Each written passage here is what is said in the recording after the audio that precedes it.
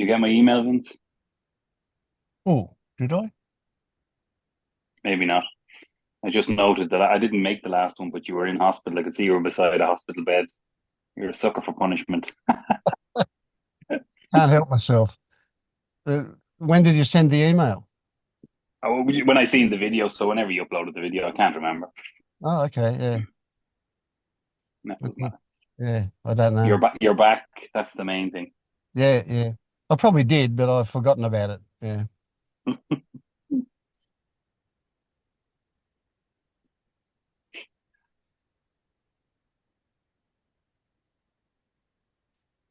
Mm.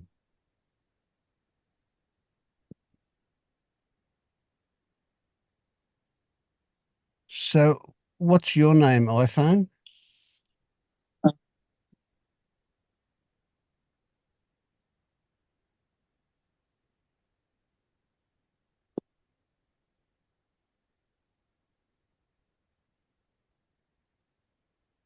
I don't think Vinci knows she's iPhone.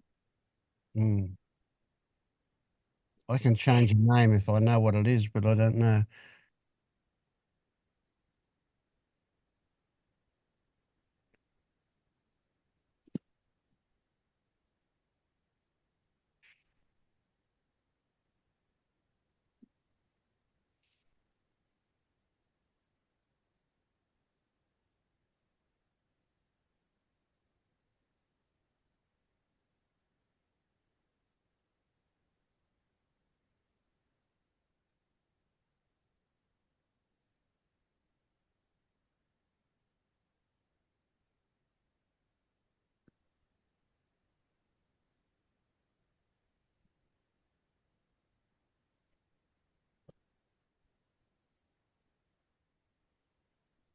I watched Scott. I watched that video you mentioned the last time Angelo did.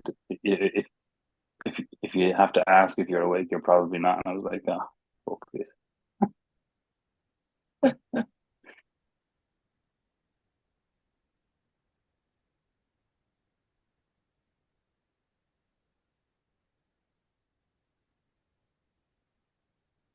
But what about you can be awake but not know you're awake and therefore you're not awake?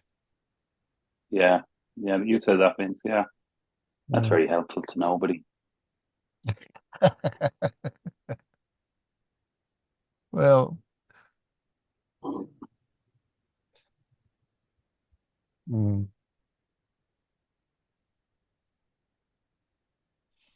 I think I'm settling for the fact that I'm alive.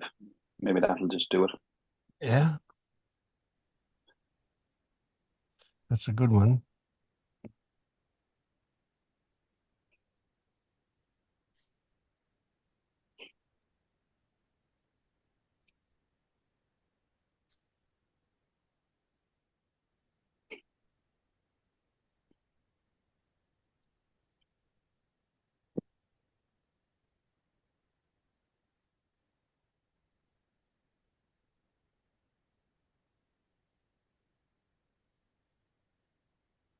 So I have to call your iPhone because I don't know your name. But if you turn your phone sideways, you'll get a better picture. Ah, Sylvia, got it. Beautiful. Sylvia, turn your phone sideways. Vince, can you? I don't know. I had to change my telephone and I'm having a lot of problems now. I cannot even see you. Now I can finally hear you. Okay, just I can see you okay. Just turn your phone sideways. What do you mean? Left, Sideways, but I left. don't see anything anyway. Okay, now swipe left to right. Let Swipe the screen left to right. No, it doesn't work. I knew what I knew how to do it with my old telephone, but Yeah. it doesn't work. All right, I try the don't other know. way. There is Right to left. Swipe I right. might go Okay, I might go on the computer. Let me try. Yeah. I will go pick up my computer.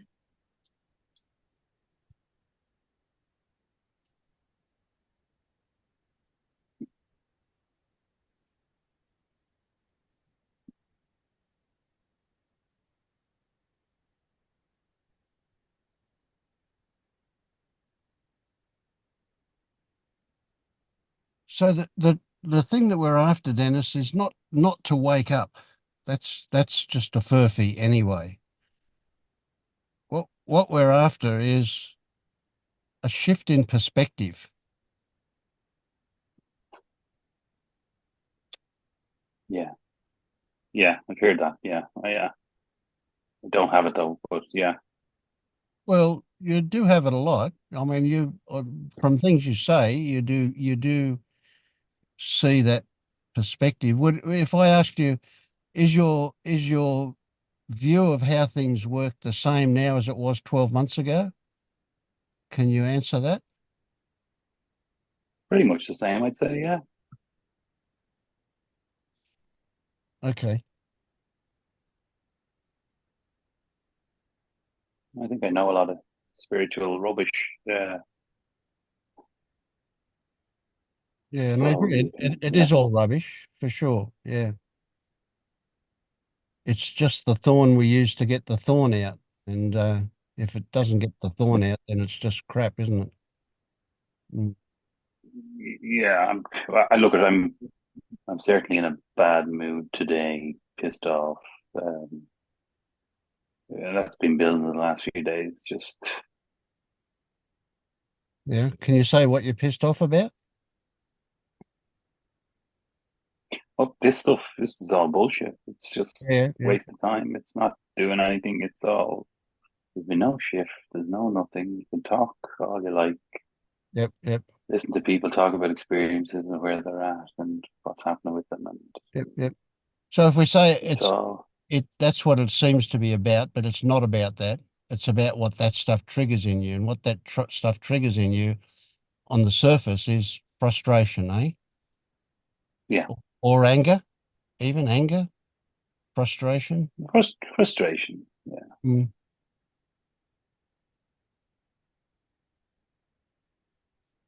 And if I say, what do you reckon frustration's covering up? What's the first thing that comes to mind?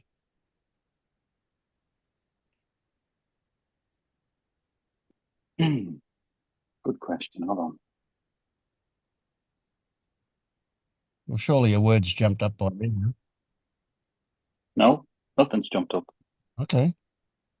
Just emptiness, just blankness, nothing, nothingness. You can see us now, Sylvia? Great. Yes, finally. Hello, Hello, hello, everybody. I think you need to mute your iPhone, Sylvia, Now because I we're hearing have two to of you. turn off.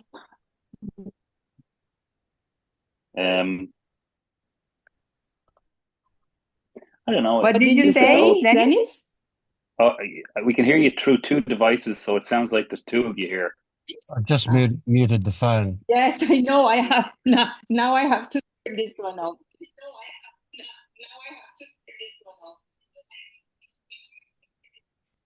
Mm. Oh my goodness! First time. My goodness! Yep. Done. Yeah, I'm sorry.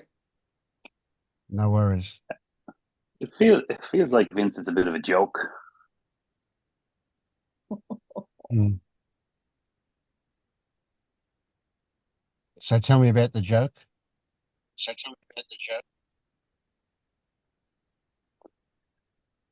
Nobody really knows what the hell they're talking about. Mm.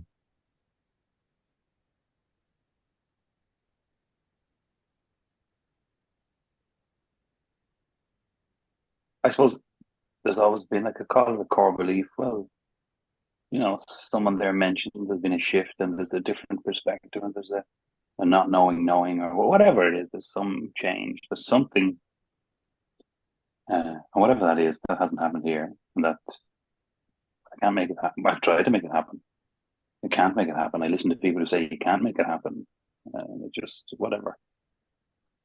So that's the frustration. It's just doesn't really matter what you do. If it's going to happen, it'll happen. If it's not, it's not. Mm. So do you think it exists? I don't mean as a thing, but do you think is it possible for other people but not for you? or is it just a whole lot of shit for everybody? Well, I don't know anyone else's experience.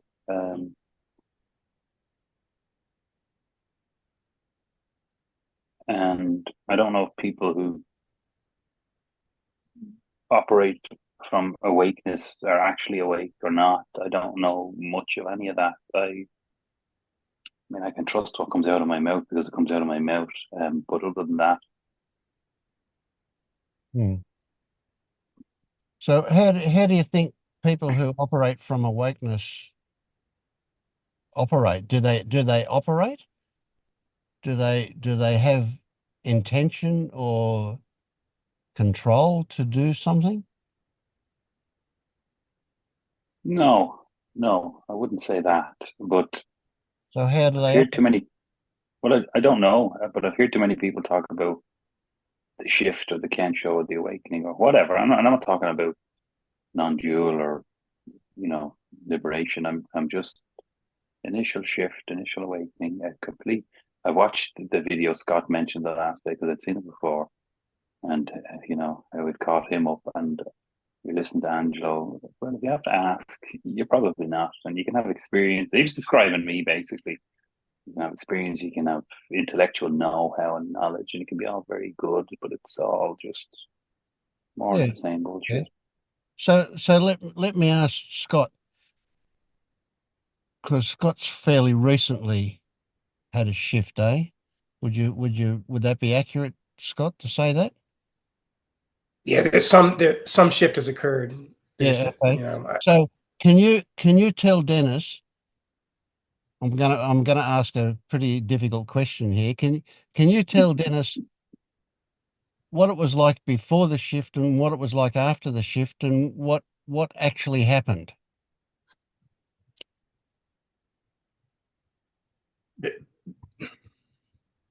the most prominent feature is just that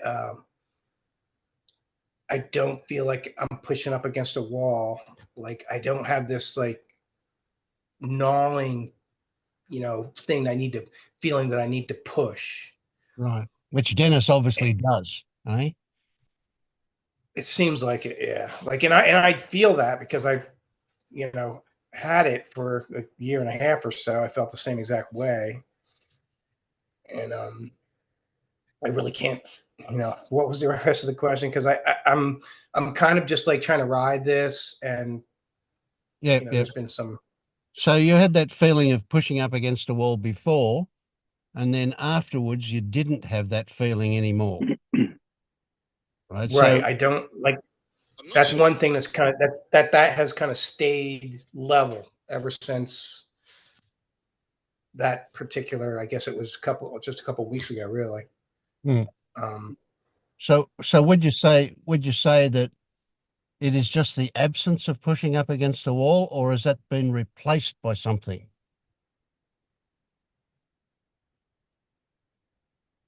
um, Or maybe because you were pushing up against the wall for so long that when you weren't pushing up against the wall, it felt like what? it feels much better just because all that desire, feeling like I needed to push, my, it just gave me or my conditioning or whatever it is more ammunition to push myself down.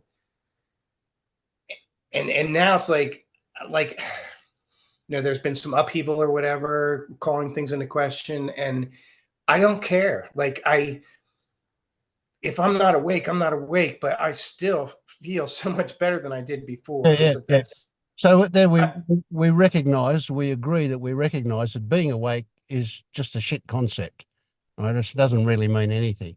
there's no But definition. the difference between you and Dennis now is that you don't care and he does. Is that right? Yeah, Scott said he feels so It much sounds like better. What happened that you felt so much better? for me, like it was that process of going through the direct pointing, and it's all kind of like rotated around control. Once it was proved to me that I wasn't in control, everything else just kind of like, I'm really not in control. You know, like there's really nothing, I'm really not doing anything. And that allowed me to like not feel guilty anymore. It just kind of, it's 3 or 4 things just kind of fall away. Okay, so that was a key. That was a key. I'm interrupting you, but that was a key. How did you, how was it proved to you that you weren't in control? Because I think Dennis thinks he still is in control. Was that through your LU guide, Scott, through practices or what? James was my guide, and it was the hand flipping thing was the most important one. Like he showed me the hand flipping exercise. I realized that like this was happening without any thought being attached to it. And then I started watching myself as I was just going along, going to the gym, driving to the gym, doing the different things. And I started seeing that like most of the time, like if you really look at it, most of the time, you're not actually making these decisions. You're just going along on automatic. Like, so hang on, let me interrupt here. So Dennis, have you been through the hand flipping exercise? Well, that was my point. I was just going to say my whole LU guide thing has gone dead. It's probably my fault. I can't. Don't It's been worry a about couple of that. weeks. Okay. So Yeah, fix but that. I don't know what the hand flipping thing is. Okay, Must be. Scott, would you take Dennis through the hand flipping thing? It's pretty straightforward, pretty easy. Would you take him through it as your experience? so okay, so Dennis just said. I mean, it was James just said. You know, put your hand out, and then flip your hand back and forth a few times, and then just like look to see for sure. Is there a thought required for you to move your hand? Right, just do you need to think to move your hand? Flip it back and forth. No. You don't need to, right? And so now just take your hand and go like this or whatever. Did you tell your index finger to do that movement and your middle finger to do that movement? And was there any thought associated whatsoever with these movements? No. It's like Nothing. It's like you're making the move. And then so I thought, well, I'm going to step further. I was like, well, let me tell myself not to turn my hand over. Don't turn my hand over. You know, so I can do it when I tell myself not to. I cannot do it. I say, turn my hand over. I'm not turning it over. Like it has nothing to do with thought. It seemed obvious. Like it just like when that I was flabbergasted, really. And then I just started watching myself as I was driving. I'm like, yeah, no, I'm not thinking about this. Most of this stuff, I am not thinking about it at all. And usually, what it kind of proved to me was we're really on automatic, and then our brain just comes in and takes responsibility for everything that's happening, even though it's not in control. And once I believed that, because I could see it, then he asked me, what about responsibility? You can't be responsible if you're not in control. And what about making a decision? There are no decisions to make. I mean, it just kind of, if you believe that you don't have control, the rest of it a lot of it falls. I'm not going to say the rest because I know I'm an infant, but the rest of it, a lot of it just falls away. So much stuff rests on that fundamental thing, doesn't it? Yeah, it was the control thing for me. And if you're not in control, is there a self exercising control?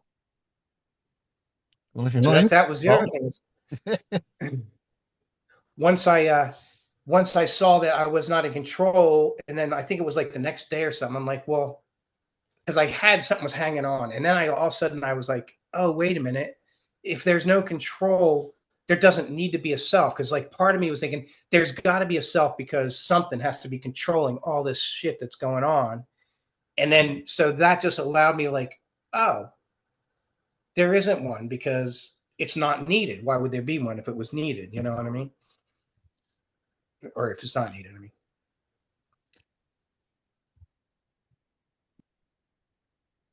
Yeah, it's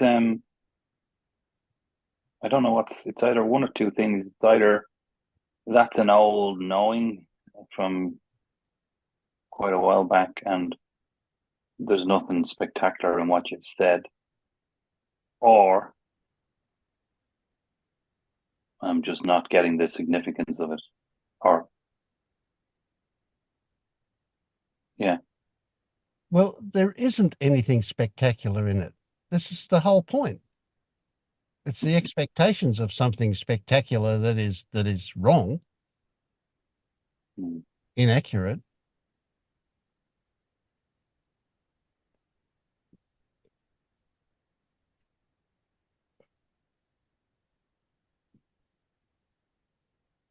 I guess the novelty of it when it happens can be a little bit spectacular, but that fades pretty quickly.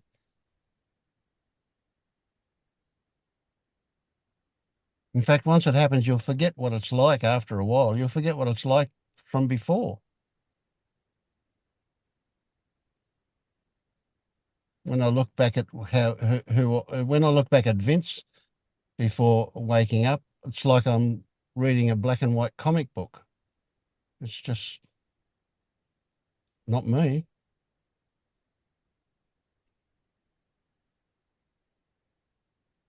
Yeah, I think it's more the Scott's part B of what he says, and therefore not like realizing this. Therefore, I can't remember your exact words, Scott. It was more like so I don't care or I'm not bothered. Or, there's a release or a relief as part of it, and that's maybe what's not seen here. Or I'm still searching. I'm still. But that's a circular thing too. So okay, there's not relief, therefore there's tension about not getting relief, therefore there's not getting relief. So the opposite is also equally true. Once you get relief, there'll be no more tension about not getting relief. And so you'll get relief. They're circular. Yeah. What about you, Shane? How was things before you? How long ago did you wake up?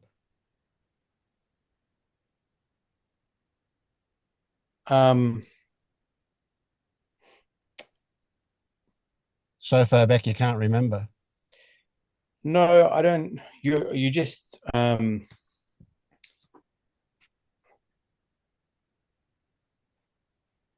you mentioned that terms can be inadequate. So I don't know if that's a very good term for me. I don't think I've ever really sought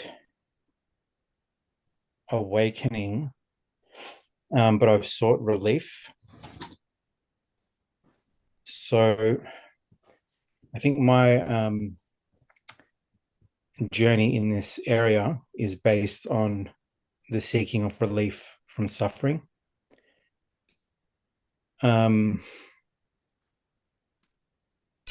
so that's led me down this, philosophical / spiritual pathway that ends up in the non-dual kind of realms.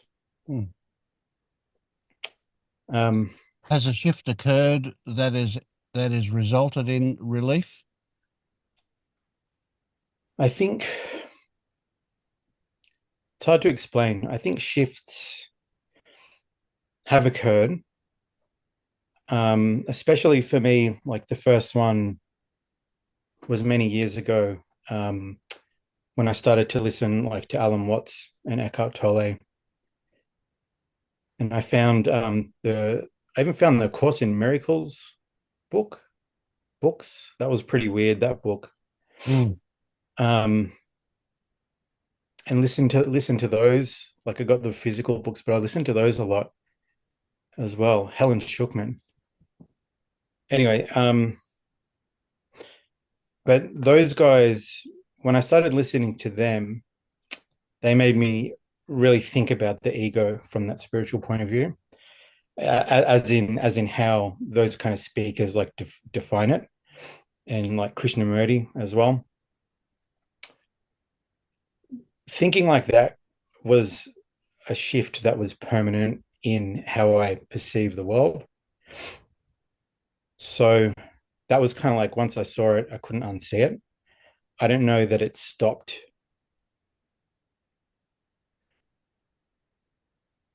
I don't know. I think it probably did stop some suffering. It also created its own problems in a way. Yep. Because What did then you it see, was Shane? like, sorry, What did you see? what do you mean? You just said once I saw it. Oh, I mean, like once I started to think about the ego from that point of view, like I could see my the mechanism behind a lot of my own thinking, which made me um, be able to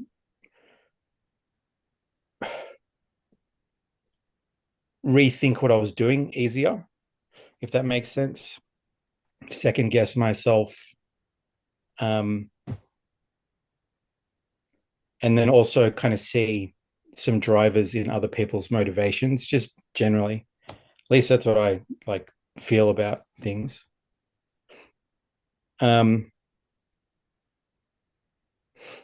yeah, but like there's always been pain, like constant emotional pain, basically over, you know, basically decades. And so what has helped me, and I guess the reason why I ended up coming here is I always go and find these different things to listen to. Obviously, they don't solve things because otherwise I probably wouldn't be here if I was feeling permanently happy. But for me, they've been better than other things that I've tried, i.e., going to doctors to have treatment X, Y, and Z and P and Q, you know. So I don't really care if I feel awakened or enlightened, because if I can get some clarity and or relief, then I feel like I've made a step in a good direction. So I'm like, okay, that's fine. I may as well just do that again and keep doing it until I find something else. If that makes sense. Yeah, it kind of reminds me of a talk Ajay gave years ago where he was with all these Zen people and they'd been seeking for years. And he was fairly new to it and he sat down and he kind of realized they were all happy with where they were at and were content to just do that. And he was like, no fucking way am I going to do that. And just be content with a bit of this or a few scraps here and there. That's what it brings up for me.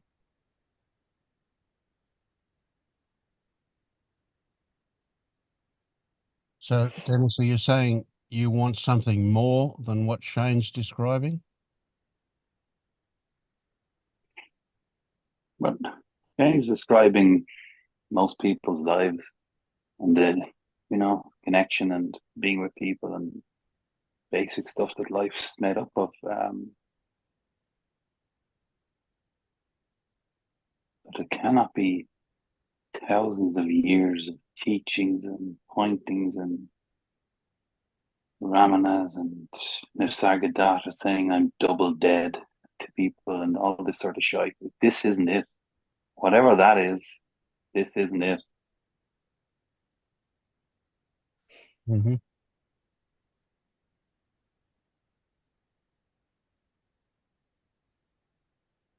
Hmm.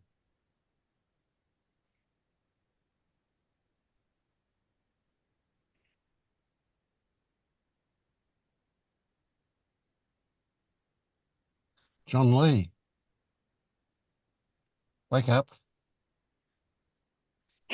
You you want to tell Dennis your memories from before and anything that might be helpful? Um, just being a Sikh is painful. You can see that pain in Dennis, eh?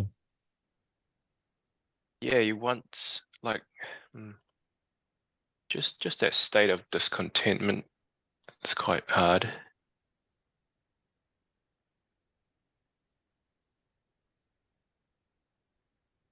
What I do in that situation, I just see that the the difference between this and reality is just a thought. And that thought is, this isn't good enough. This should be different, that kind of thing. Or I should be different, you know?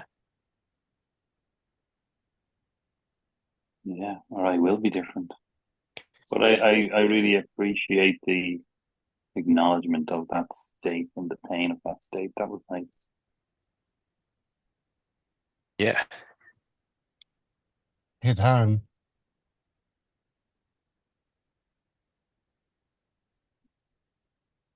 Yeah, there's definitely something in that acknowledgement and that being seen that has deep roots.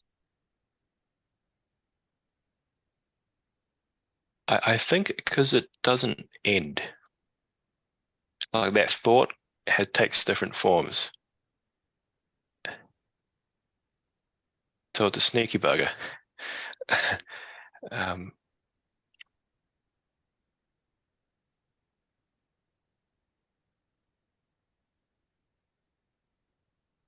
And yet it's appearing,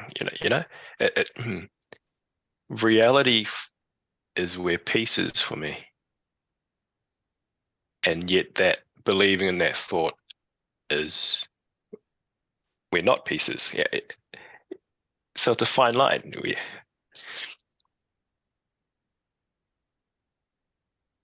And is there a constant need for vigilance forever? No, just right in this moment. What about now? Is that thought 100% true?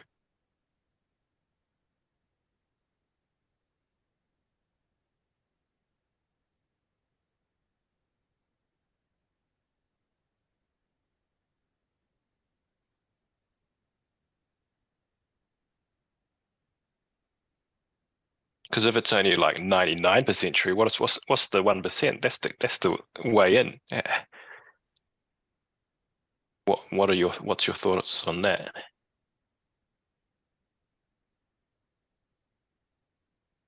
Well, no thoughts are true, but There we go. Is that the 1%?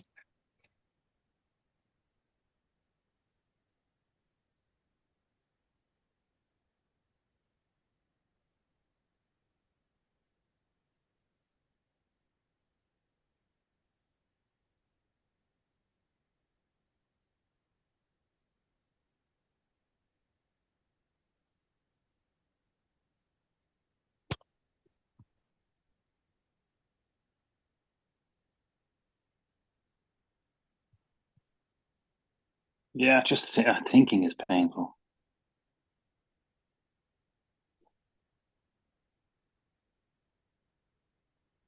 That statement doesn't ring true for me. Thinking creates the pain, but thinking itself isn't painful.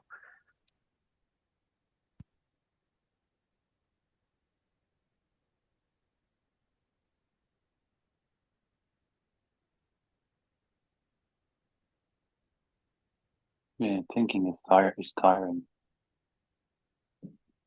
Again, responding to the That's thinking. yeah. So I'm seeing, so a thought comes and then the next thought comes saying, I don't want to think that thought. And then another thought comes, this is tiring. So it's all shaky foundation. Mm.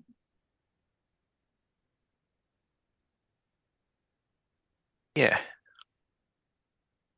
So you only need to see one of those thoughts to be slightly untrue, and then that's your way in. That's where the light is.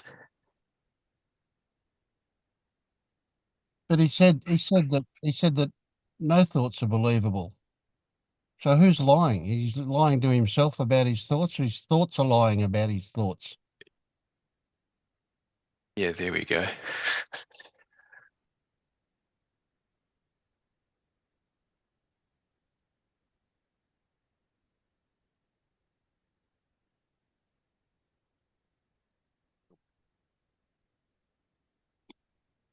Yeah, well, I'll just maybe be quiet and let other people continue. Oh, no, I want to pick on you. But if you really don't want that, we can stop. But yeah, No, I'm not. I'm not trying to hide in the corner. no. But Yeah, no, but nobody's worried about you taking up their space.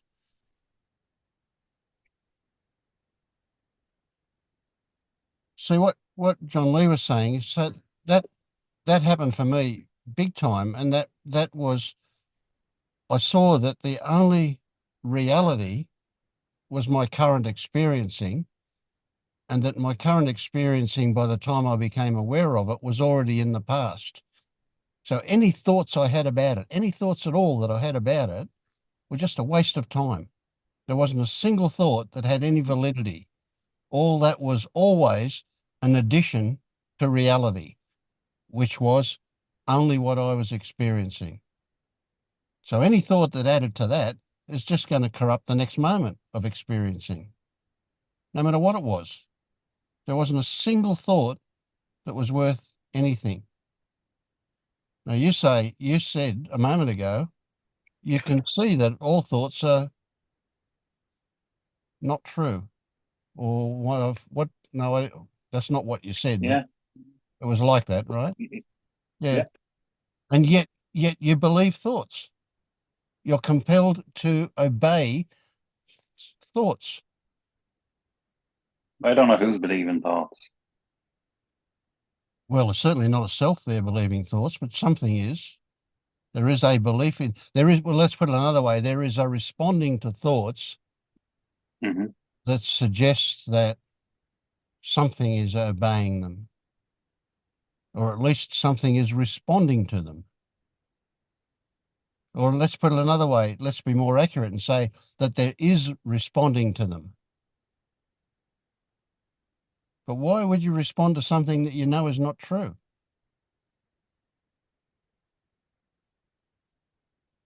But you are.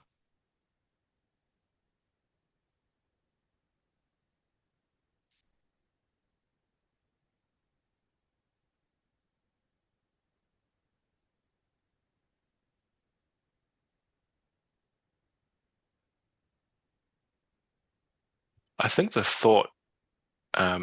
thoughts are tiring. That's if you see that as another thought, you kind of snap out of it. No, that's what happens to me. Yeah, yeah. I can see that as a thought, and then I just go to the body, which feels tired, and I know that's not a thought, so the body just is. Oh, right. But the body is responding to the thought. So the thought that is tiring is a thought, but it is reflecting what the body feels. And what the body feels is because it responded to a previous thought. It's exhausting. It's like you're fighting thoughts. But you're Instead of, saying thoughts control the body. no, not control the body. You're responding to the thought with emotion, and that's what's giving you that tired feeling. Whereas when a thought comes along for me, I go, well, do your best, do your worst, whatever it is, like it's just a thought. I don't, it's like I have a choice, but I don't, but it's like I have a choice to say, do your damnedest. You're just a thought. I don't have to take any notice of you. In fact, most of the time I don't even realize there are thoughts there because they're in the background. But that's something that develops, I think.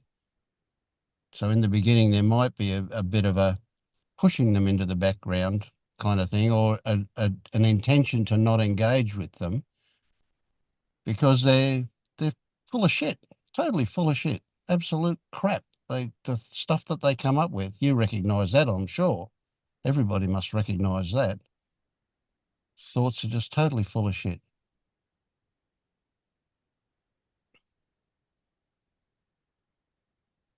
wounds when you say, when the thoughts come, I tell them, do your worst. Isn't it another thought? Mm, it is. So how do we differentiate between that thought? Do we differentiate between that thought and the thoughts that are coming, that are, you say, do your worst? I respond to them differently.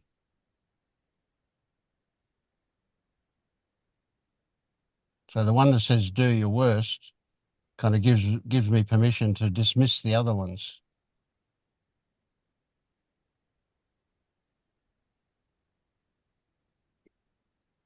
It feels like, okay, Vince, you're, for want of a better way of describing it, you're pushing me back into clarity, and you can be in clarity,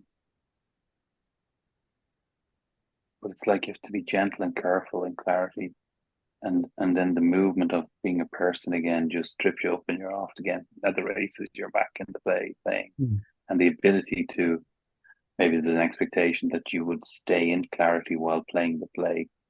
As Rupert says, he has that analogy of the actor versus the person acting or being played.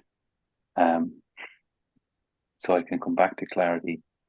But the reality is that you will be in and out, in and out, in and out for a while. That's just normal until one day you discover that you've been out more than you've been in.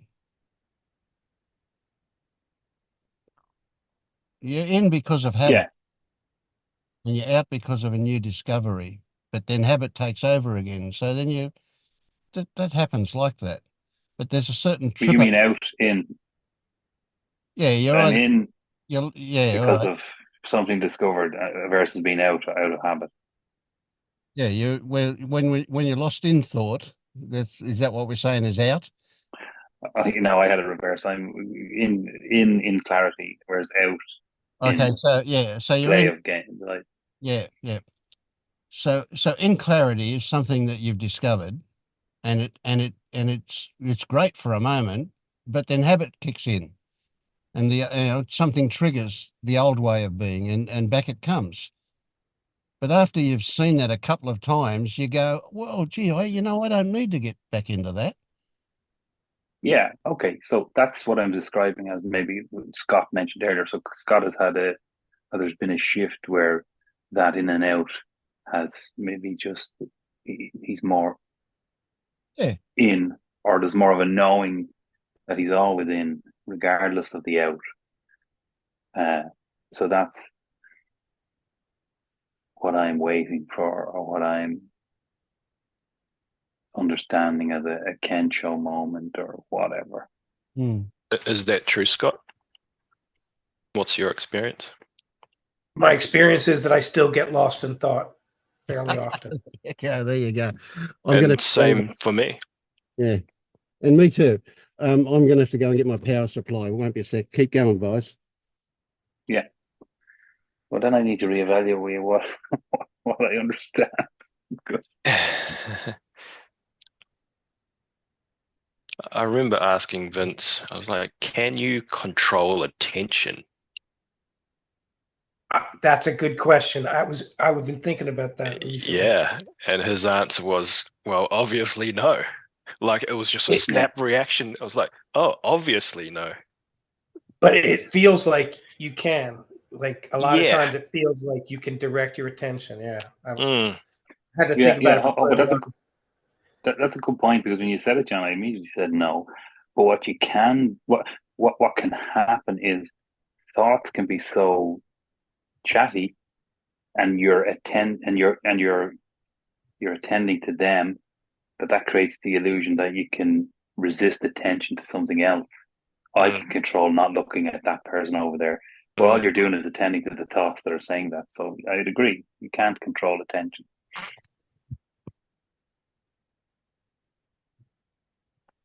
But so what?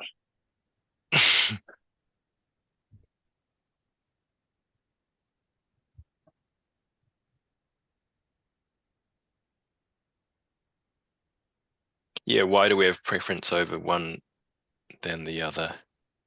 in the first place? Simple. One feels better. Yeah. One what? One what? What are we talking about now? Clarity feels better than confusion, doesn't it? Being relaxed feels better than feeling tense. Being calm feels better Yeah. than being annoyed. That's what life's all about. Well, sometimes being annoyed feels good.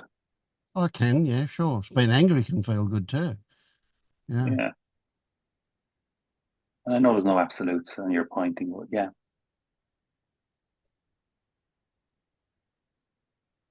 So, Irene, what would you tell Dennis?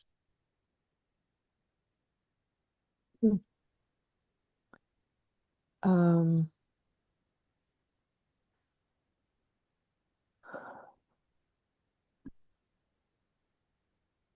I think I'd say nothing. Nothing comes forward. Just be with what is, sink into whatever's showing up. Without resistance, there's just a sinking in and a welcoming to whatever is present. There's an absence of resistance. It is that relaxation that doesn't have a preference. It just wants whatever is there, whatever's here. Can you hear that Psychic. Irene's tone of voice, Dennis? Yeah, it's the feminine, kind of resisting it a little bit. I prepared Scott's practicing and twisting of the hands and stuff. I like to be given things to do.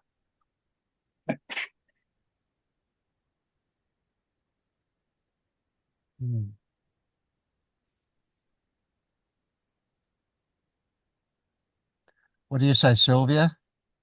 What would you tell Dennis?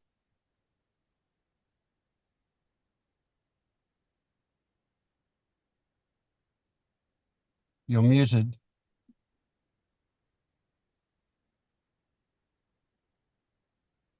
Doesn't make any difference if I mute it because I don't know what to say anyway.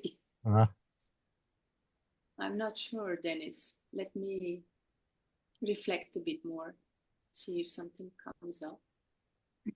We're in the same boat, Sylvia. I'm certainly not sure.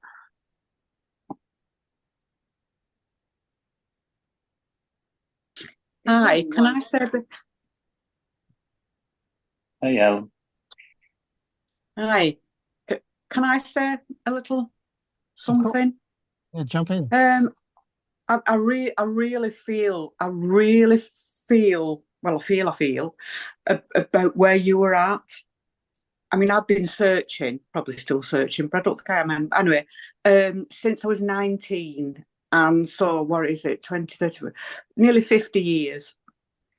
I've gone to various retreats, and I've been a dog with a rabbit. I just couldn't let it go, and I was obsessed. Videos, like I said, retreats, and I got to this stage where I was just so I knew everything, or thought I did, but then what good was it? Because I got to the point I thought, what the hell is all this? Everybody's using all this jargon, all this. And they're just like maybes, maybe one day.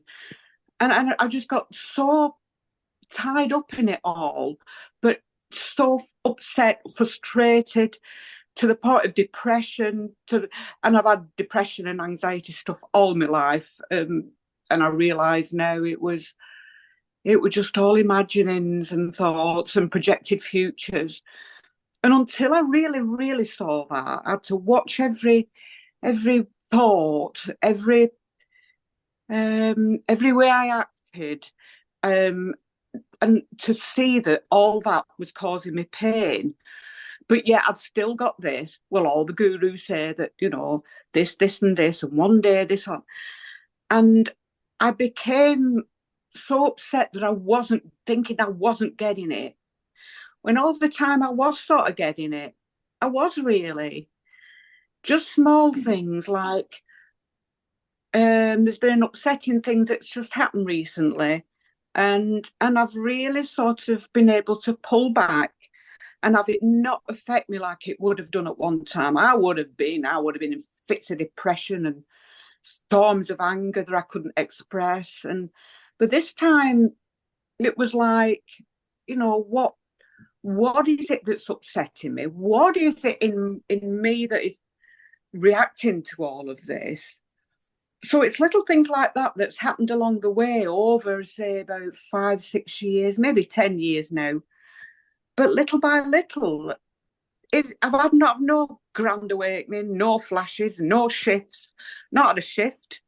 But yet, little by little, I can now be in the moment and just be satisfied. Whereas at one time, it was a huge no. No, this isn't right. No, I deserve more than this. I want more than this. I could have more than this. And I suddenly thought, well, hold on. What would that be like? And I couldn't really think. But at times I could. But then that didn't help either, because it made me so much more depressed and anxious as to why I'm not getting it. And all that, when you see it's all just imaginings and thoughts. And now I can look at a flower and just be sort of, oh, that's so beautiful.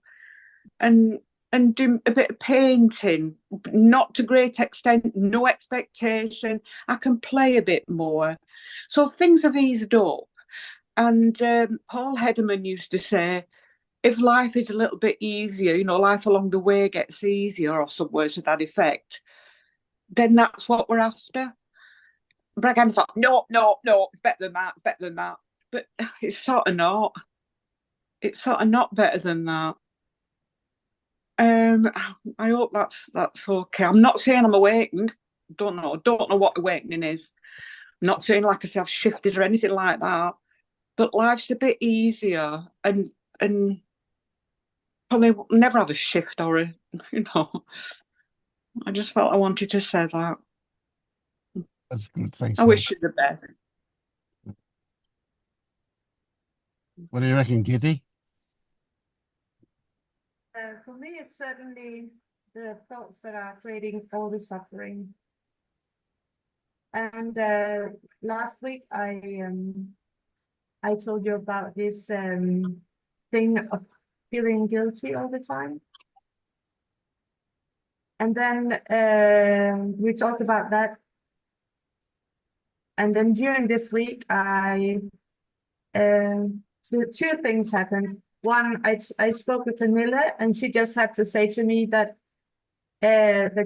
feeling guilty doesn't exist. And I recall that we were talking some time ago that fear doesn't exist, because we are born fearless, and then things happen, and then we create this thought about fear. But in reality, it doesn't exist. So when she said that to me, then because my point of my beginning point was this huge anxiety that I've had for years, like culminated, and I could just only be with my hearing my breath. There was only my breath left. I couldn't even think of living because I was so afraid. And starting from there, I could just release all thoughts, and I could get to the understanding not to believe in the thoughts. It was like I understood that on a cellular level, that I couldn't trust my thoughts. When I'd understood that on a very deep level, then what was next to do is to just trust the body, which is the now. You can just stay with your body, what is feeling now. And in that moment, all your thoughts releases, or they just dissolve themselves. So Giddy, how did you learn that your thoughts were untrustworthy? Because I was so down with anxiety that I couldn't sleep at night. And then following Eckhart Tolle and all this way of speaking. I started just to listening to my breath.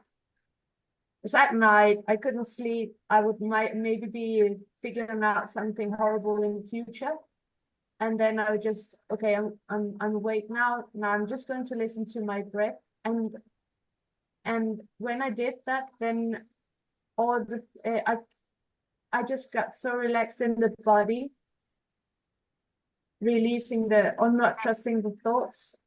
Then that got really very real, that I could trust my body, I couldn't trust my thoughts, and the thoughts are the suffering. So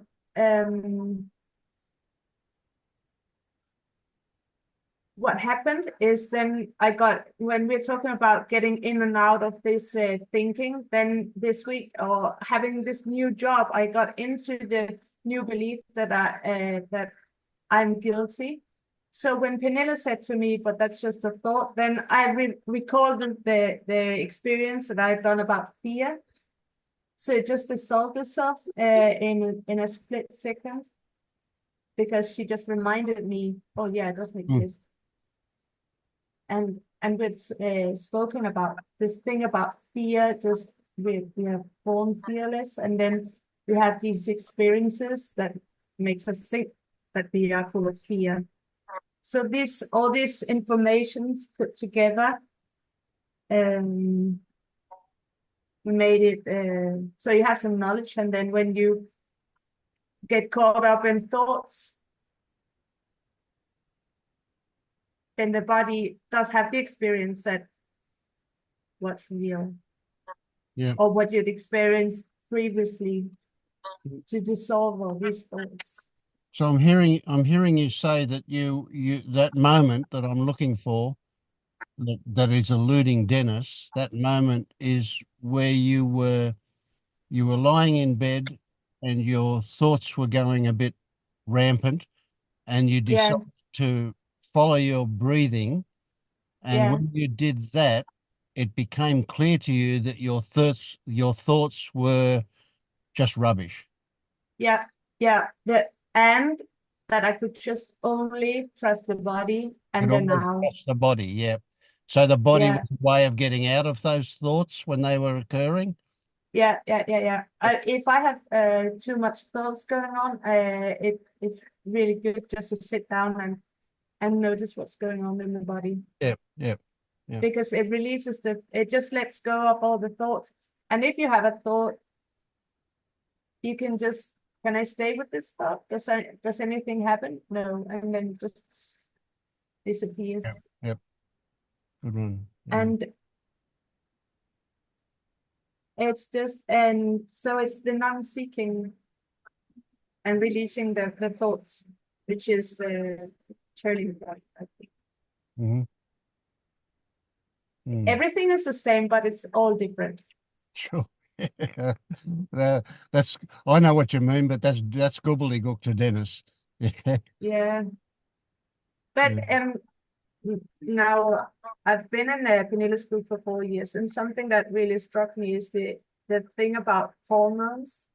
If you wake up in the morning and you might go out and I don't know, some things happen, and you get a bit, you go down in your mood. It's just as if you can feel like a hormone pattern released in the body. So I had this thing about saying maybe a nice thing, and I could feel a release of hormones bringing me a bit up in my mood. That made me think of me not being in control, and that made me drop a lot of guilt, because it's something physical happening. Yep. And the other thing is this that I relate a lot to, is if I was like born or created like a tree, then if I was to grow up in, let's say, between rocks, then maybe I would be a weak tree, and that's not my fault.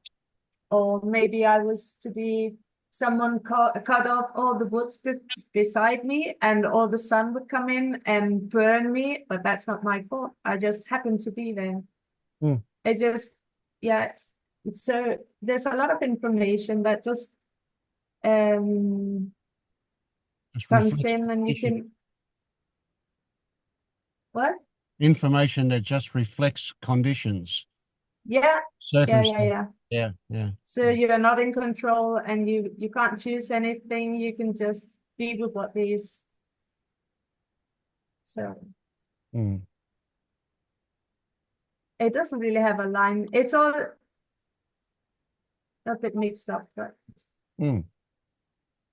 so Yeah. if I was to say anything to Dennis, it's really, really go into the body and just stay with the body. Use another person to, because if I'm in difficulty, then I ask another person, can you hold the space for me to, I want to stay with these thoughts, but I know that it's not very good. So can you hold the space with me, and we can talk about what's going on in my body.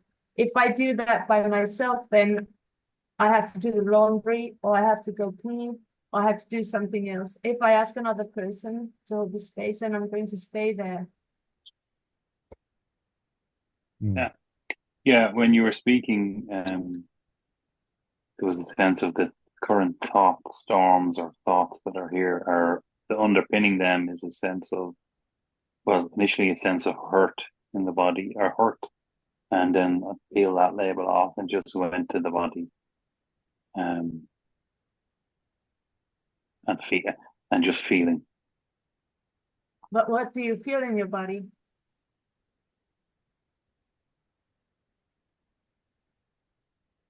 What's the physical sensation that arises when you talk? Yeah, it's just tingling and energy. There's nothing spectacular about it. It's just But aliveness you put a without the label, label. you put a labels on it. You should just, there's a tingling going on.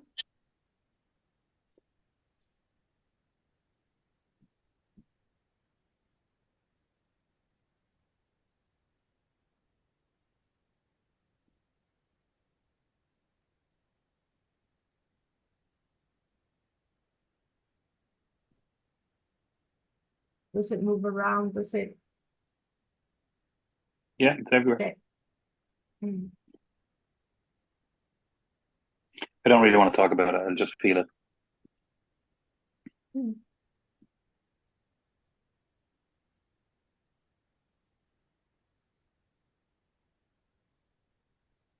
It's in not feeling it. It creates that hurt, and then that hurt mutates into sort of cynicism.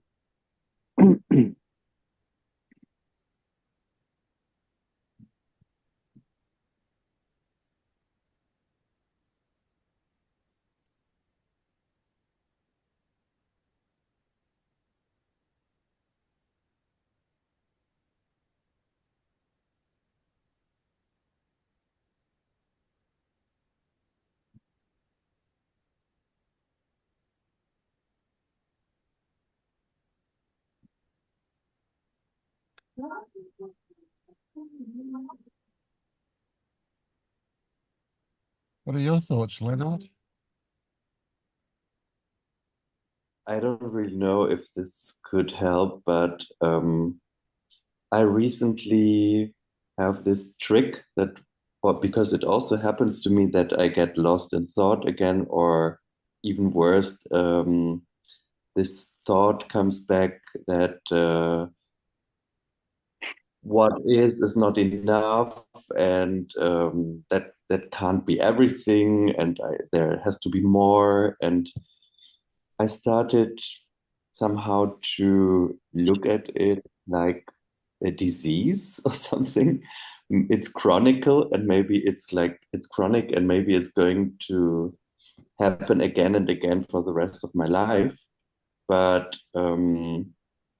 it's not, there is not a me who is to blame or something. It's like I'm not identified with this disease, and yeah, it's going to pass again also. And would you say this disease is your thoughts? Yeah, it's kind of like an error in the computer or something, you know? It's like Well put. coming back, like there's just like an error in the program and it's coming back and it's messing up the desktop, but Yeah, yeah. it's not the computer. Yep, that's a good one. I like that analogy. I can just see a screen full of ones and zeros. Yeah, Yeah. Vince, it can't be the thoughts that's the disease. The thoughts are like, the steam from a kettle. They're not the problem. No, no, it's the responding to them that's the problem. And we respond to them because of our relationship to them. So it's really our relationship to our thoughts that is, well, even to say the problem is not quite right, but yeah, that'll do for the moment. It's our relationship to the thoughts. And I include feelings, emotions, sensations. They're all the same stuff as thoughts. It's all the one bag of stuff. Well, they're intertwined, you know, so certainly the feelings and so on are the response to the thoughts. Yeah, because like a feeling labeled is kind of what I mean, as opposed to a feeling. Because we don't know what a feeling is. If we label it, we know what it is, but we think we know what it is. But when you remove the label, then it's, well, you still have the label feeling, but it's if you remove that, then you're back into, okay, we still have to label the body. So we could go on and on. When if you don't label, we just don't talk. Well, that's right. You do get to where there's no words to it. But if you recognize that a feeling is sensation with stories, and you don't engage with the stories, then very quickly that sensation starts to change as you get closer and closer to it. Maybe what Helen said, because Helen kind of had a piece about kind of, and I was thinking like, okay, that's a big mistake straight away. I was thinking, but as you get older, you kind of get a sense of, well, there's not too much longer left. Might as well enjoy my life because I'll be dead soon. And maybe we're all just seeking death in some way. Mm.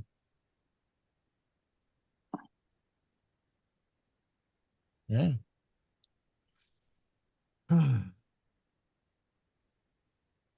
How old are you? Me, Yep. 48. 48. Good heavens. I'm 77 in a few weeks. So I'm a lot closer to that end than you are. 48, you're a young bloke. By golly, I wouldn't mind being 48 again. I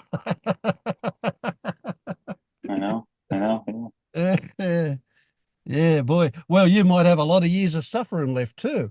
That's another way to look at it. Oh, Lucky me. yeah. Yeah. Oh, shit. Yeah. I suspect that getting older does change our perspective on things. I think that's true. But yeah, I don't know. I don't know. I feel that time. There are so many like little moments and things to experience that now, yeah, it seems to me that there's loads of time actually. Well, now is infinite. That's another way to put it. Yeah. As soon as we think of the future or the past, we restrict that infinity. But yeah, now is infinite. This is infinite. Yeah, there's actually a lot of time when you pay attention to it and not to the And past or future. this is another trick. This is one of the things that is happening in this so-called journey. This thing that where we start to notice smaller increments of experience, more subtle increments of experience. So when we're young, we just pass over the top of so much stuff. And then as we get better and better at seeing what's here now, we suddenly discover that even though I felt shit a minute ago, I can feel really good now, and then I might feel shit again in the next minute. But essentially, we start to notice those really small moments of wonderfulness that are there that we used to just miss because we were trying to look for the bigger picture all the time. I don't know if that's something. Yeah, Helen's nodding, so yeah.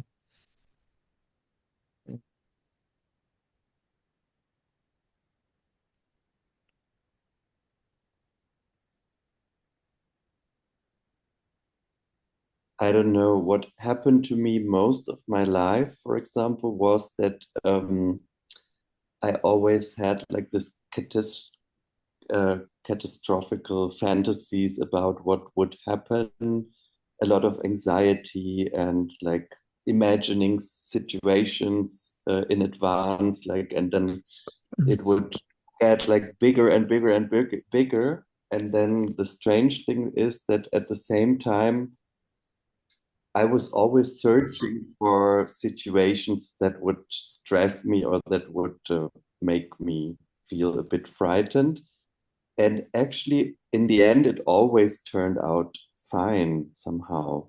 Or at least, I mean, if the situation would be horrible, it wouldn't be as horrible as imagined. And the same um, happens as well to, yeah, like when you have nice fantasies about something, but it's even a bit different, I guess, because like reality never, I think Pernilla said this once, like reality never, like the here and now never has a chance if you compare it to this fantasy, because in your fantasy, everything's like idealized and there's like only one side of the coin. So, um, but yeah, I think it's now when I think of it, it's really weird because I experienced so many times that the catastrophe wouldn't happen in the end, but I still sometimes it happens to me that I mean, I have to go to work, I have to stand in front of a class, and maybe it's a day when I feel like super shitty and I would like to stay in bed and not talk to anybody. But then somehow I go into the class and it's like autopilot. I don't really do anything. It's just Yeah. like routine. It's the job. It's happening, but I'm not. And that's pretty weird because I have to explain German grammar, which is like quite difficult. And most people don't have like this educational background. So you really have to go to Yeah. lower level, like to really understand like what is not understood, how can I make them understand? But that's like, and that could really feel like doing something, but it doesn't. It's just Just like happens. Yeah. Yeah. And that's a big one, that fantasy about how things could be. Oh, what an incredible waste of time. But at the same time, yeah, this is weird, you know, it's like there's a paradox here. So I don't really have fantasies about the future, although occasionally there's little things that do occur, but they're held very loosely, you know, like winning the lottery might happen one day, but it's, you know, there's chances of it happening are not great, you know, so I'm not going to invest much energy into that, you know. But as a result of not spending a lot of time in future fantasies, it leaves me with just this. And I certainly don't spend any time in memories of the past. So there is just this, but this is this incredibly busy. Just this. Yeah.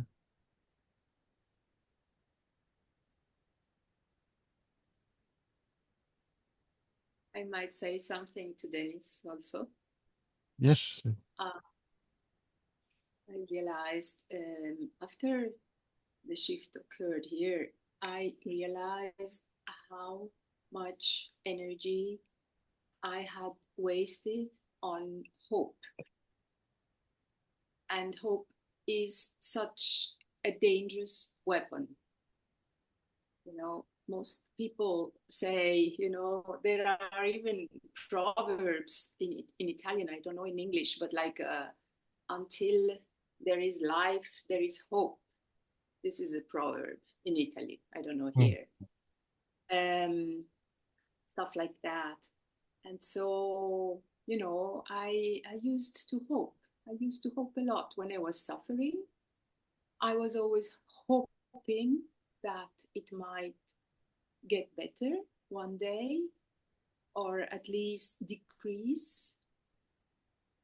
It was the only thing I could hold on to, this hope of one day it might change, you know. And I didn't realize at all that I was just postponing my well-being by this very hope. So sometimes now when I'm with people or with friends and they say some stupid saying on hope, I just say, stop. Hope is dangerous.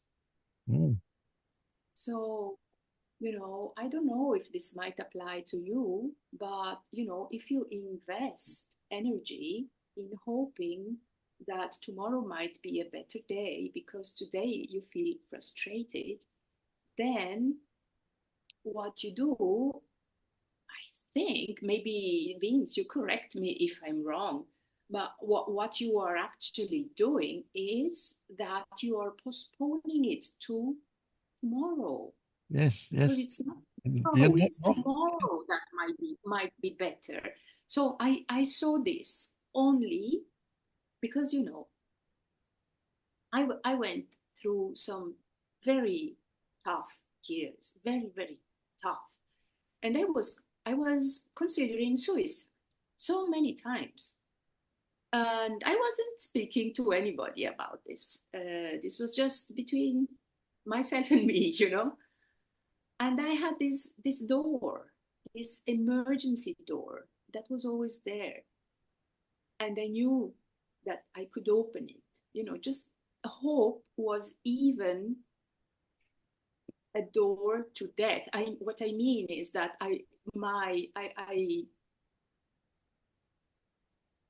how can I say this? On one side, I was hoping to get better, but on the other side, I was hoping that this door would always be there, this emergency door, which meant, you know, I would just throw myself from the bridge. I was.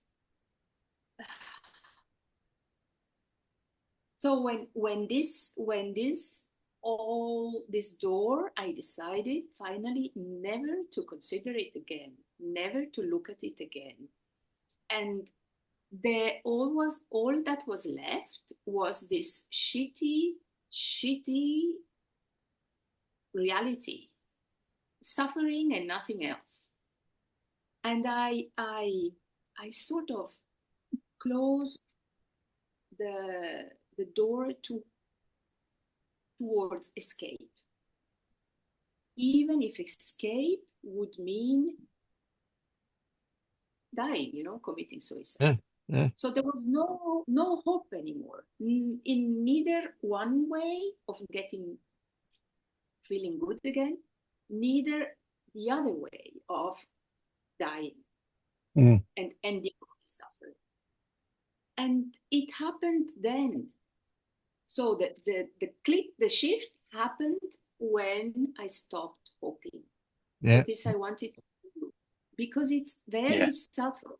It's the hope is something very subtle that we're not even aware of sometimes, and it's very dangerous because we postpone. That's really beautiful, Sylvia. I'd like to pinch that. Can I use that phrase? Hope is postponing my well-being. I love that. That is so true. Yeah, both Leonard and Sylvia pointed at this similar thing, the future and the hope. Sorry. The And I've tried that with Dennis before. When you said there was no hope left, then there was just that.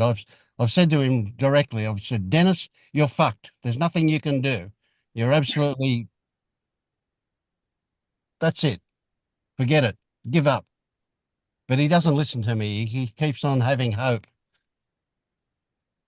Well, it's a little bit a tricky thing, because if you say to somebody, you know, there's nothing you can do, you fucked, then that person could understand that I can throw myself from the bridge.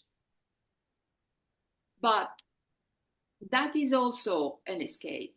Yes. So when Vince says that there is nothing you can do, that then Can't even do that. nothing. Yeah. Nothing. You know? if you see, what comes to mind is, if I'm fucked, then I'm free. And is there a fear of being free, or a resistance to being free?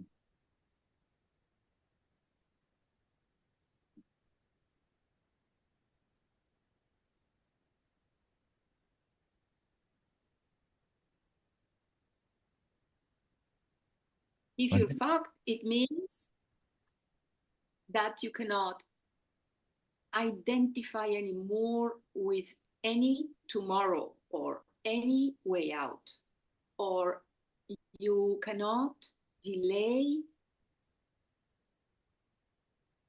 what you are to another moment. I think this is what it means.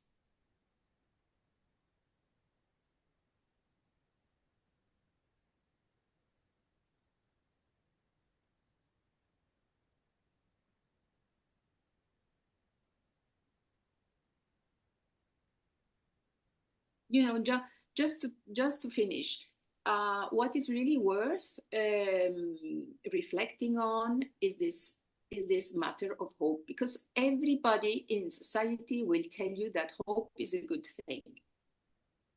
What are we going to do with no hope, you know? Yeah.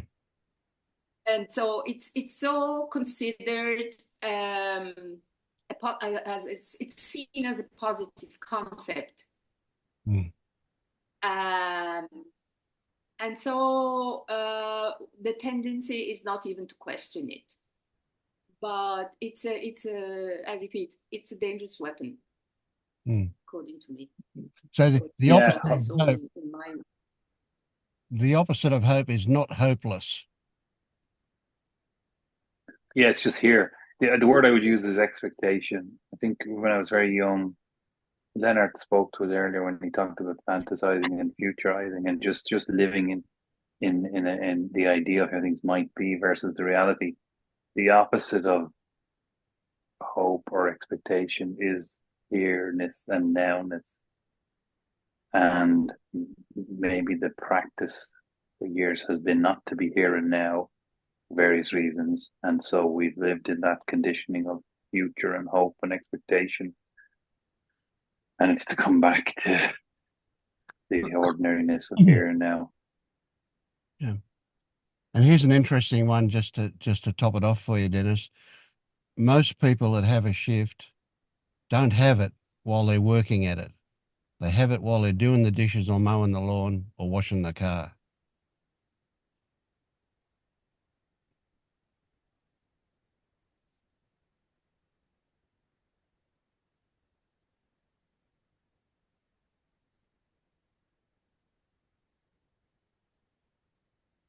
it is the same thing than when you have lost your keys and you are looking for them in the whole house, and you're looking and looking and looking, and until you're looking for them, you don't find them. And all of a sudden, when you're not thinking about it anymore, you remember where you put them. Yeah. And they were in your pocket the whole time.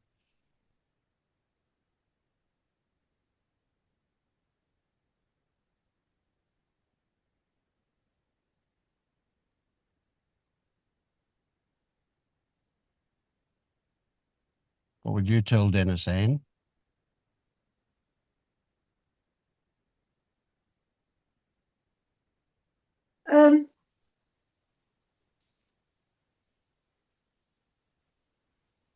Well, I think the conversation so far, is brilliant. What everyone's said, and I don't think it's a one-trick pony.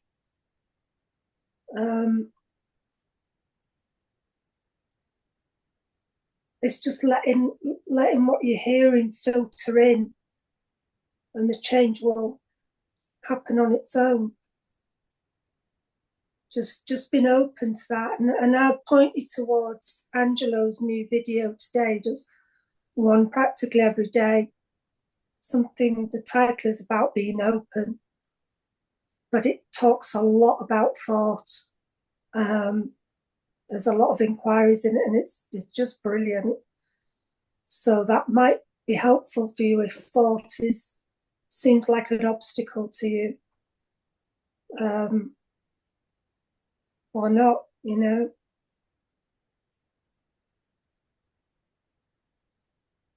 Sounds like a few things came up for me. It sounds like, are you frightened of thought? No. So when thoughts come up, you're completely okay with them?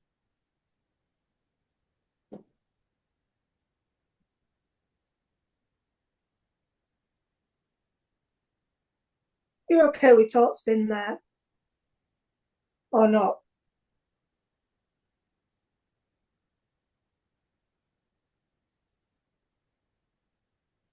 Or you want them to just stop? I'm looking for who you're talking about. I'm talking to the thought. The thoughts.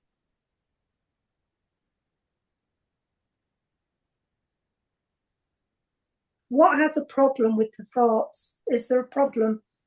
Because that's what everybody's talking about your identification with thought. So what over there has a problem with thought?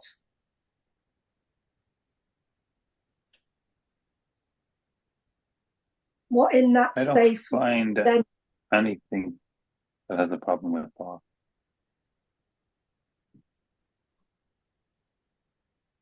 So why are we all talking about it then? I have no idea. So you're It's all saying Vince's fault. even thoughts don't have a problem with thoughts?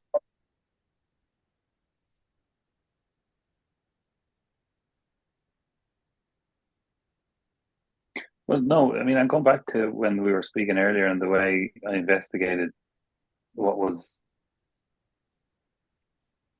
felt to be maybe fueling a thought, which was a sense in the body or a feeling or an emotion, and then getting under that and just feeling energy and just feeling. Now, again, that's all thought again. So I either try to talk about it or I just shut up.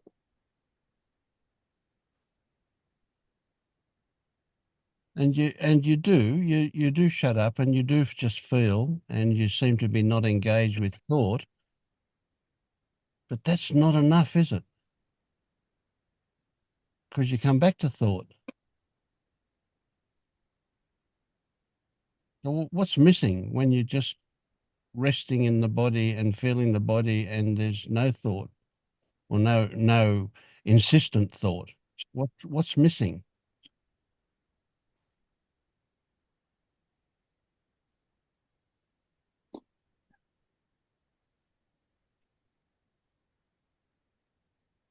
I just feel like there's something missing. It feels like there's too much of something. Oh, okay.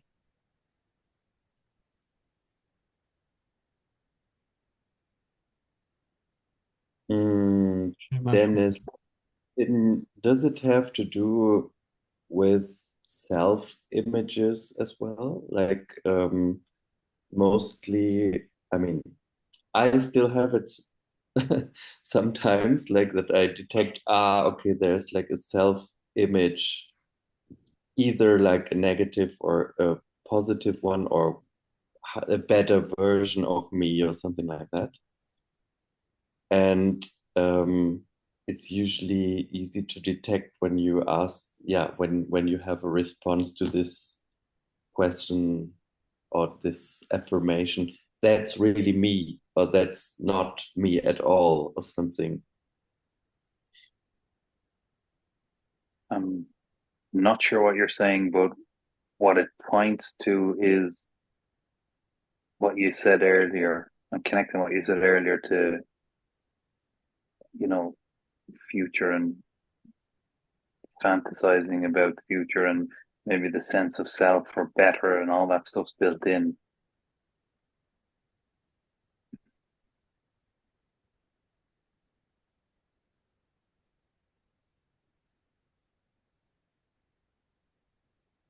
But what if it's only ever about now, Dennis?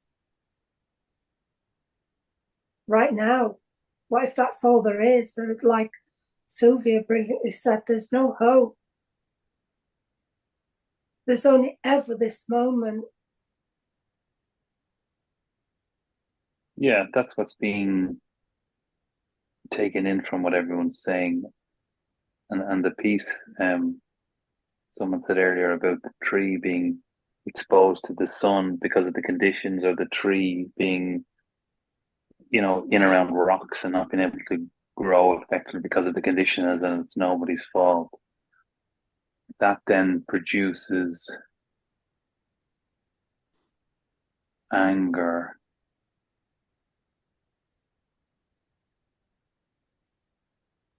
Can you find any space in this moment? Can you find the space? The relaxation, the space? Yeah, it's here. It's here. That's why I'm able to inquire and look and clear out.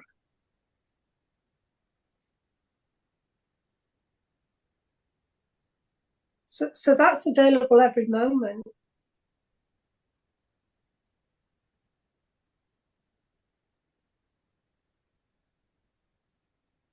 If thought tinkers into it and says differently, then that's just thought, but that space is always here.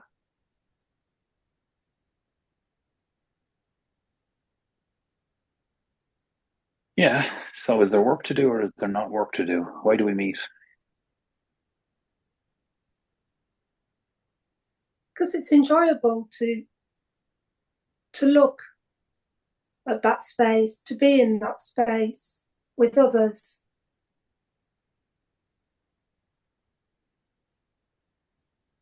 If we've seemingly drifted out of that, then coming back to it.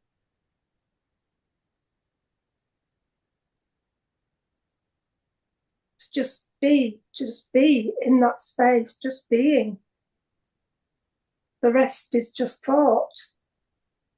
Saying what thought says, doing what thought does. Oh no, I don't want to be in this. I don't. And then this tomorrow, and what am I going to do about my job? And just tinkering on. Yeah, it feels a bit more than just thought. Yeah, it's not good enough to say it's just thought. Like that's just, that won't cut it. Is then thought a reflection of a feeling? Is a thought trying to point you to a feeling? Yeah, that's what I was saying earlier about thoughts being underpinned by feelings, and then ripping those labels off and just going back into the body and feeling and merging and just noticing what is. So the thoughts then useful to get a tone of what's going on with you. The tone is what the thoughts are reflecting, a tone of what's going on with you, whether that's fear, dread, hating yourself. They're pointers to, but we don't need to run away from them. We can look at them We can look, oh, that's like a little video of thought images and thought sounds like me. They sound like me. And they're pointing, oh, so I'm worried about what my friends think of me. There's fear. That's what thought says. There's fear.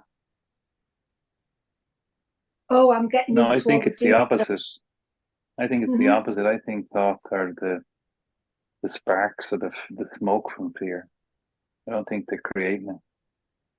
Then that's just an Yeah, old thought. that might be true. But if thoughts are all you've got and you can't access the feelings because the thoughts are too loud, then you've got to start somewhere. So you can start with the thought by looking at it closely, not oh my God, I don't like that thought. But look at it, observe it, watch what it's saying, watch what it's implying, assuming. Yeah, that's See, good stuff. And we went past the doorway a little minute ago when Dennis, when you said there was that sunshine and that plant growing weakly because of the conditions that brought up anger for you. That was a doorway in, and you missed it when we missed it. So if we go back to that, what was there about that image that made you feel angry? Yeah, it was the pointing that when I'm sorry.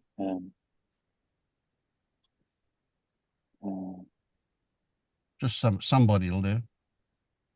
Yeah, she's gone. Sorry, I think it was Dita, or I can't think of the name. She's gone. Yeah, there was a futility to it. There was because like the tree, like that. It's like you're okay. Here I'm going to say very bluntly: from the moment you've existed, you're fucked, and you're fucked, and you're fucked. And that's there you go. There's the teaching. It's a page. It's a book. Buy it. Go home. And all these teachers going around for years with books and videos and telling you stuff and telling you, now don't believe what I'm telling you and don't put me on a pedestal and nothing I say is true. And like, you feel like going, just shut the fuck up then. The tree has a better teaching for you. Yeah, here I am. I'm fucked, you're fucked. Hmm. The end. Yeah. So there's a bit of anger. That's kind of that's the little portal that you can squeeze through that crack into there. That it's there's anger about how fucked you are.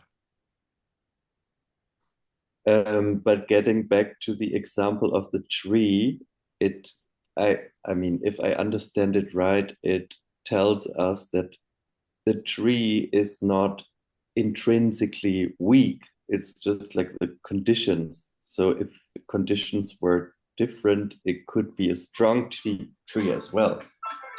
So so it's the same about like saying that you're fucked. I mean, it's not like an intrinsic thing. Yeah, no, you're right. And you're given a bigger perspective. You're I'm trying to have an angry moment and you're going, it's not really anger. It looks wider. Yeah. Yeah. Also, the tree, from its perspective, would never say that it is weak. No. Yeah, but we don't want to fix this. We want him to feel weak. We want him to feel annoyed and angry. We don't want to fix it. No, I'm not trying to fix, but I'm just trying to point out that, like, well, I have an impression that I can hear, apart from anger, that you said it, I can hear resignation from your voice, and it looks to me that resignation is the giving in to the fact that it's about me, I. So, you know, it's like, do you feel any resignation, or is that just a projection of mine? I'd say it differently, and I don't know if you mean the same thing. Do you mean hopelessness? Resignation is not a word in English? Yeah, it is. Do you feel resigned? Yes, that's what I mean. Sometimes I just make up words, you know. Is it? Yeah, no, it's a good word. Yeah. I imagine that resignation is a way into acceptance, but maybe we get stuck in resignation and then we're a victim. Exactly. Resignation is stating that it is all about me, myself. And acceptance is Strong just identification, yes. without an I, it's without a subject, you know. There is accepting, you know, accepting. This is what's happening or what happened. That's acceptance. But resignation is all for me. It's about me, you know. So yeah, what about me? Yeah. And that's where you are, resignation, eh? Or hopeless. That's the feeling I got. Maybe it was the wrong one, but it's the feeling that came over. Yes, that came to me. I think it's a good one. Do you reckon, Dennis? You're feeling hopeless? It's interesting how you can get angry about feeling hopeless. Because helplessness is somehow more neutral than I feel resignation, because resignation is about poor me, you know, poor me, oh my goodness, and I cannot do anything about this, and now for eternity I will be stuck and fucked up. And this is resignation. Helplessness is just recognizing that there is nobody there that can do anything, you know. It's like more open, more neutral, and less identification, yeah. exactly. What are you feeling, Dennis? Well, that's what I was going to say. Do I need to feel hopeless, or can we just go back to Scott turning the hand? Will that do it? Why don't you just sit with that feeling for a while without all the labels and analysis? If it's there and you touched into it, didn't you? Is it there now? Oh, yeah, sure. I mentioned it earlier. Yeah, there. It's there still. Is it there? Mm-hmm. Yeah. What happens if you stay with that?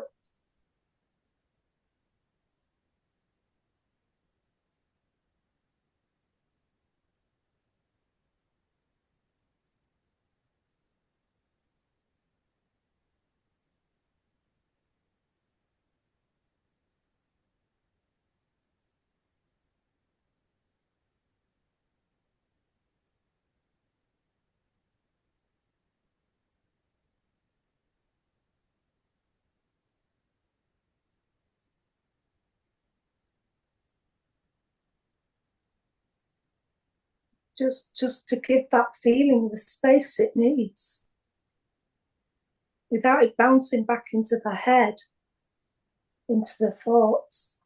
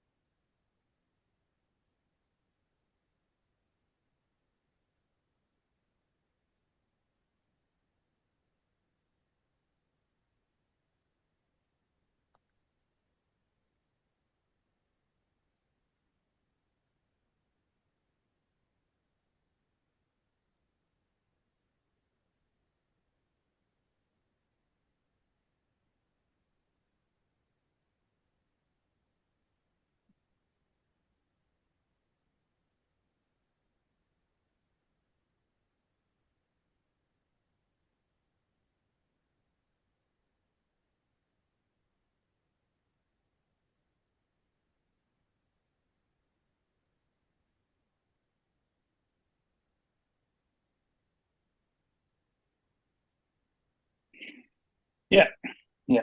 There's nothing here. Okay.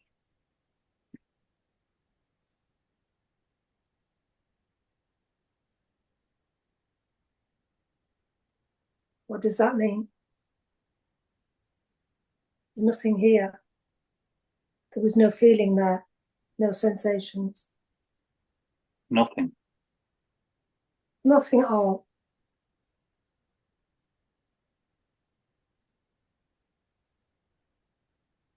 That's not a problem, by the way.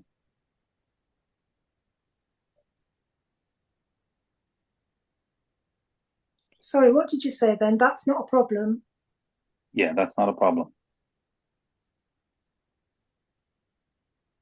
So what does nothing feel like? Doesn't feel like anything. Does that mean no sensations, no thoughts? Like, nothing is nothing. It's the only word I can use. It's nothing. So there's nothing there. What we're looking at is not nothing.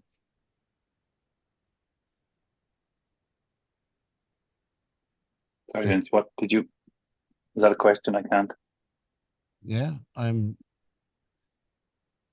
looking at what I call an image on the screen with the label Dennis Cadogan, and you're saying I'm seeing something that isn't there. No, that's not what I said. No. I said when I looked in to feel Into to see feeling. what was Yeah. at the core, a root of me. There's Gotcha. nothing. Okay, thank you. So was that pleasant to look and find nothing? Good question.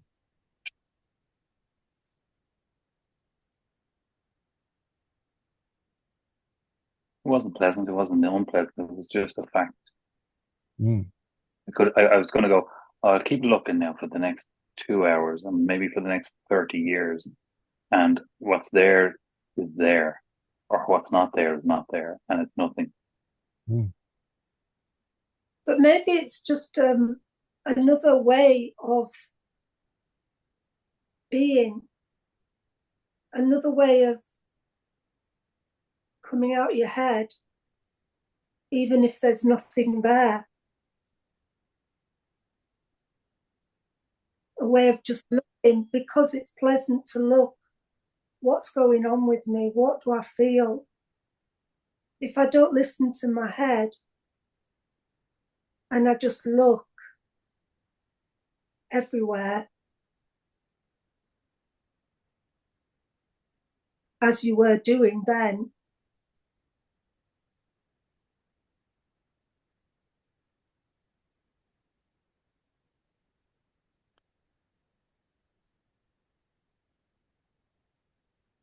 So when you look and there's nothing there now, was there ever anything there? I don't know. I couldn't even answer that question. Mm. I'd have to go into my head to answer that. Yeah, of course. Yeah. So you have to go into your head to find Dennis, eh? And you have to go into your head to find control, and you have to go into your head to find decision, and you have to go into your head to find choice, and you have to go into your head to find responsibility, and you have to work and go on and on forever, can't we? But they're all in your head, aren't they? You see that?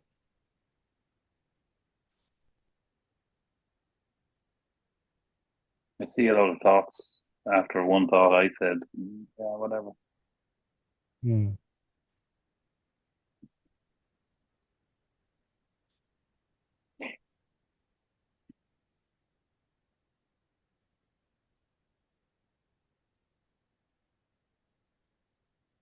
There is a thought. Well, I'll stare at the nothing until the nothing and what's staring merge and becomes one, and then there'll be awakeness.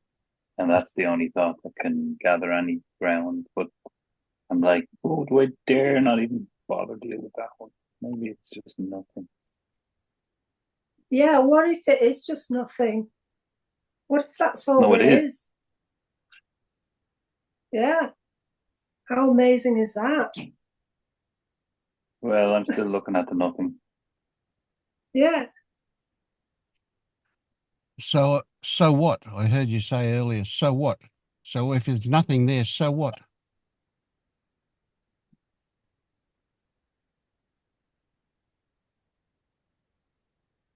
What's that smile about?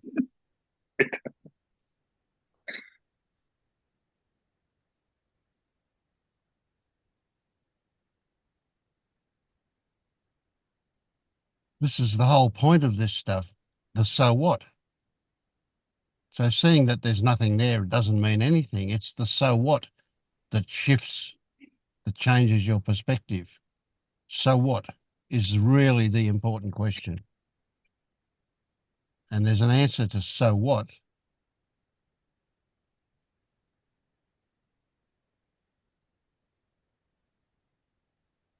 What do you think that answer is? I'm back to kind of, I don't necessarily want to entertain the question, so what? It's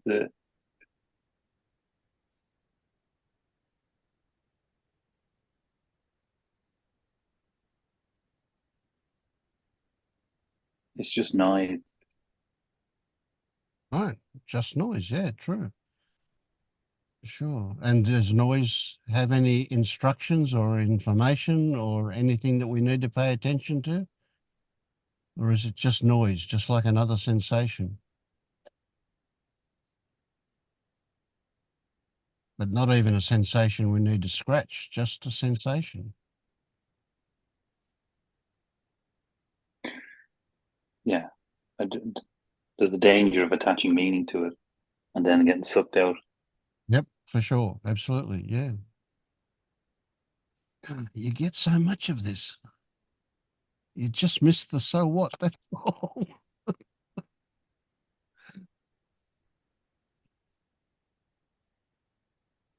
Any thoughts, Charmaine? Any thoughts about Dennis's thoughts?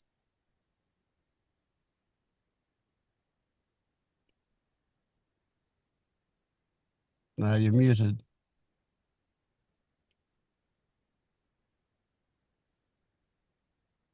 I think I was just in the like what's beyond the so what? Like what is the answer to that? There seems to be another so what. So what? There's a so what? And then Yeah, I was a bit like, then where? Then where? maybe it's so what's all the way down. All the way, that's all there is. Forever. I like that. Yeah.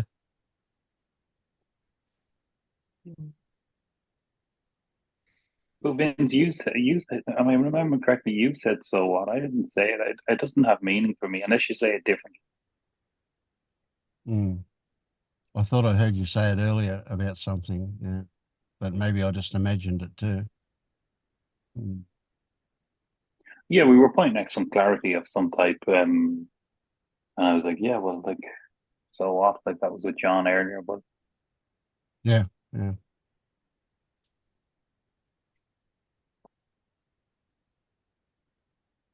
I mean, that's a paradox, isn't it? In itself, the so what implies that there's some meaning, and of course, there isn't any meaning, but there is a meaning at the same time.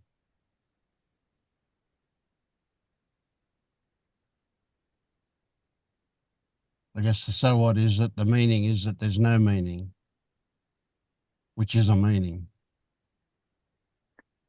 oh, I can't get you now. Okay, so instead of saying so what, it's like, well, what's the meaning? Mm. Okay,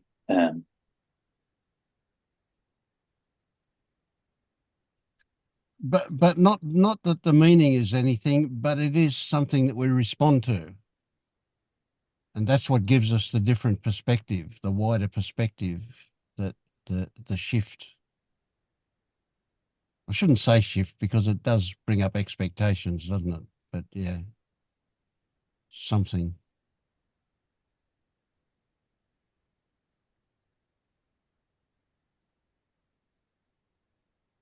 Or we could ask like and. Just another way of phrasing it, just like and. Yeah. And ... Yeah. What's Fill in the blank. mm.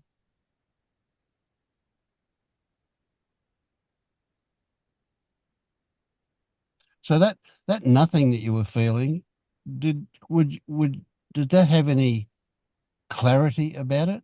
I mean, it's another stupid word, but I've heard you use that word on occasions as well. Yeah, I don't know if I was feeling it. It looked as if you look and you peel away everything you look. Um,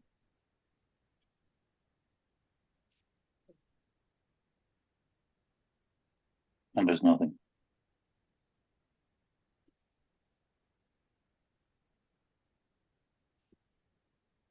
And for me, that looking created a space, a gap, and the gap just got bigger and bigger.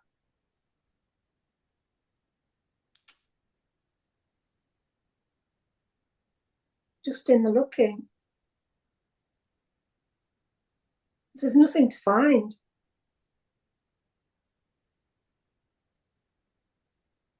Only the mind thinks it can find something or go somewhere or be awake or change or shift. But if you're looking, there's nothing to find. That's the peace here. Nothing. Yeah, I was going to say, just because you said there's nothing to find doesn't mean you shouldn't look. The looking is the peace, almost. The looking is the what? Is the peace. I don't The know. looking is the peace. When you sat back and looked, it's going in a different direction than we're habitually used to. That's what self-inquiry does. It looks and breaks a loop, breaks a pattern of habit. Yeah, and so I won't say, so what?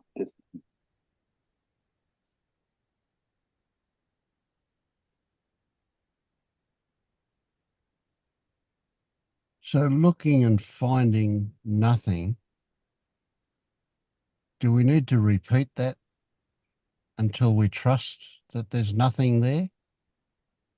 Or do we do it a couple of times and then don't bother anymore because we know there's nothing to find? How many times do we open the fridge to confirm that there's no watermelon in it?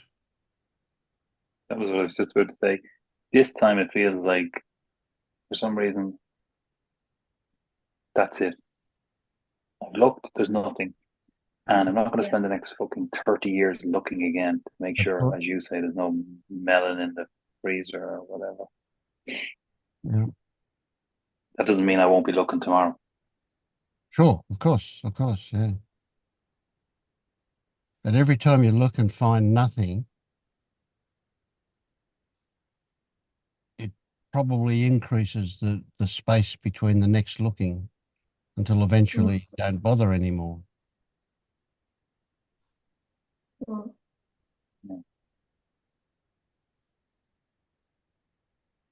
It's kind of that muscle pulling you from the head to the heart, the head to the body.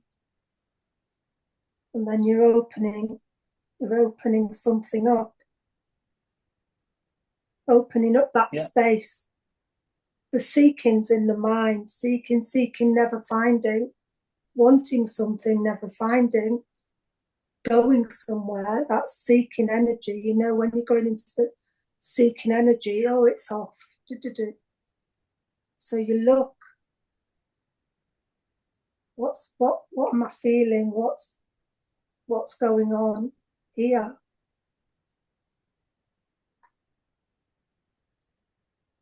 That looking creates a gap, breaks the loop,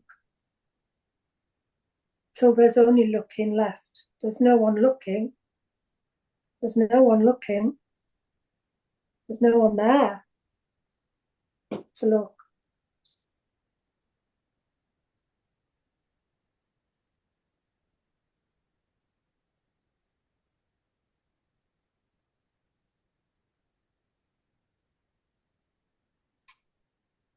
Yeah, we're back. Yeah, we're back to the simple duality of nothing and what's noticing nothing. I think I've said it a different way before, but that's you've done your job. Olive is cornering me into clarity for now, so let's see how long it lasts. There's still a subtle. Mm. And consider the possibility that there can be looking without a looker or a scene. Looking can be everything and there's nothing else. You have to go up into the head for the look to see a looker or to see what's being looked at. You have to be in the head. But looking itself happens.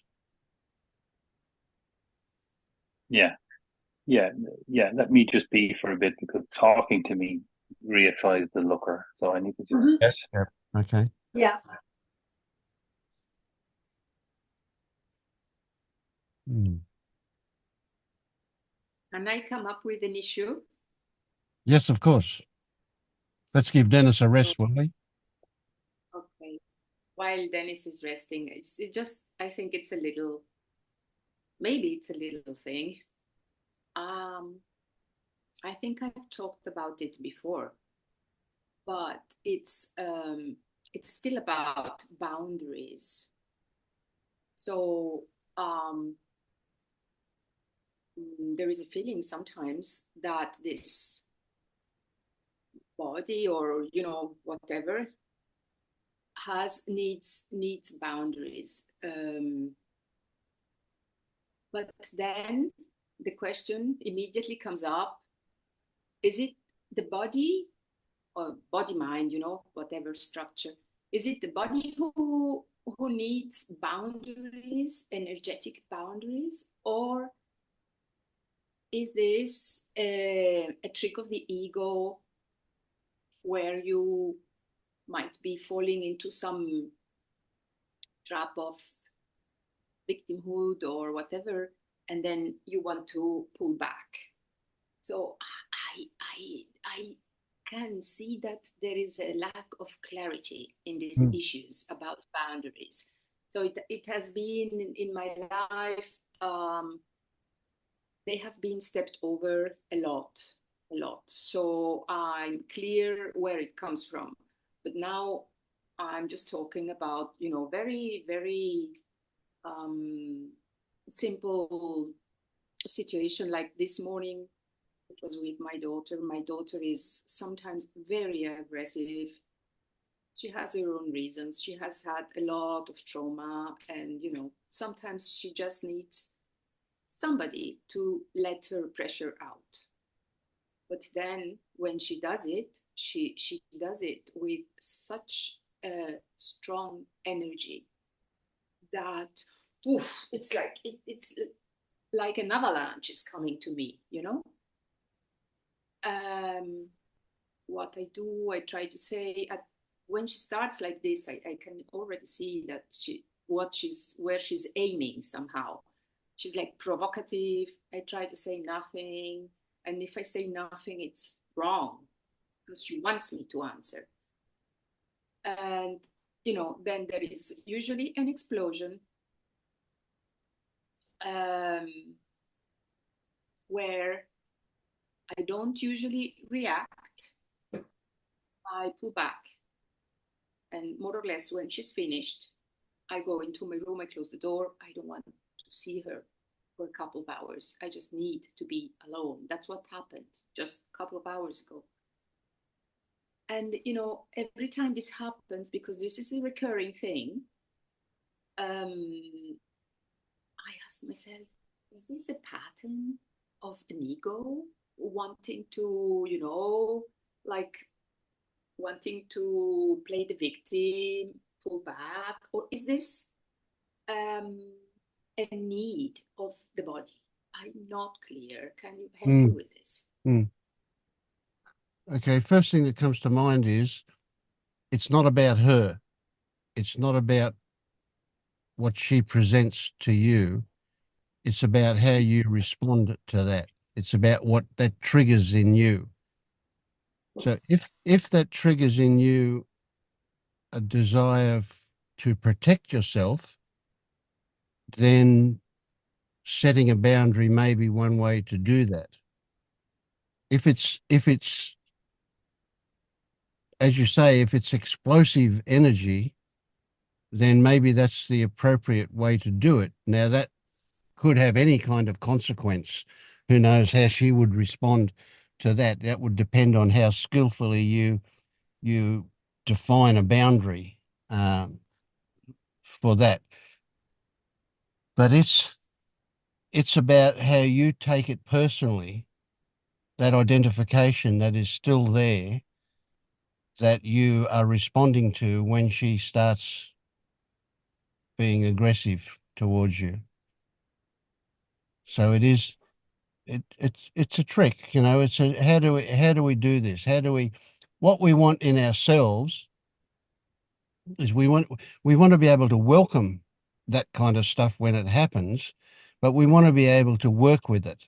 And if it's too much, we can't work with it. We can only pull back from it. We can only escape it. If it's not enough, then we don't get to do any work with it. So we need just the right amount of energy in that to be able to investigate what is being triggered in us. So you may need to put a soft boundary that just mutes her energy enough for you to be able to work with it. Now, how would you do that? How would you skillfully apply a boundary that didn't kill it altogether, but also kept it below that explosive level where you can only escape from it? So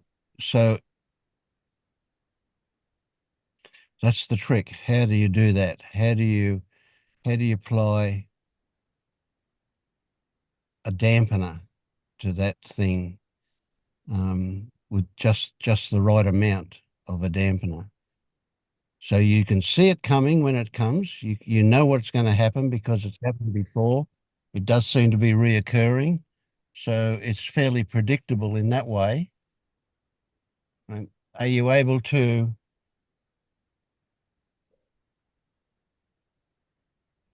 turn it off in any way, or is it totally out of your control?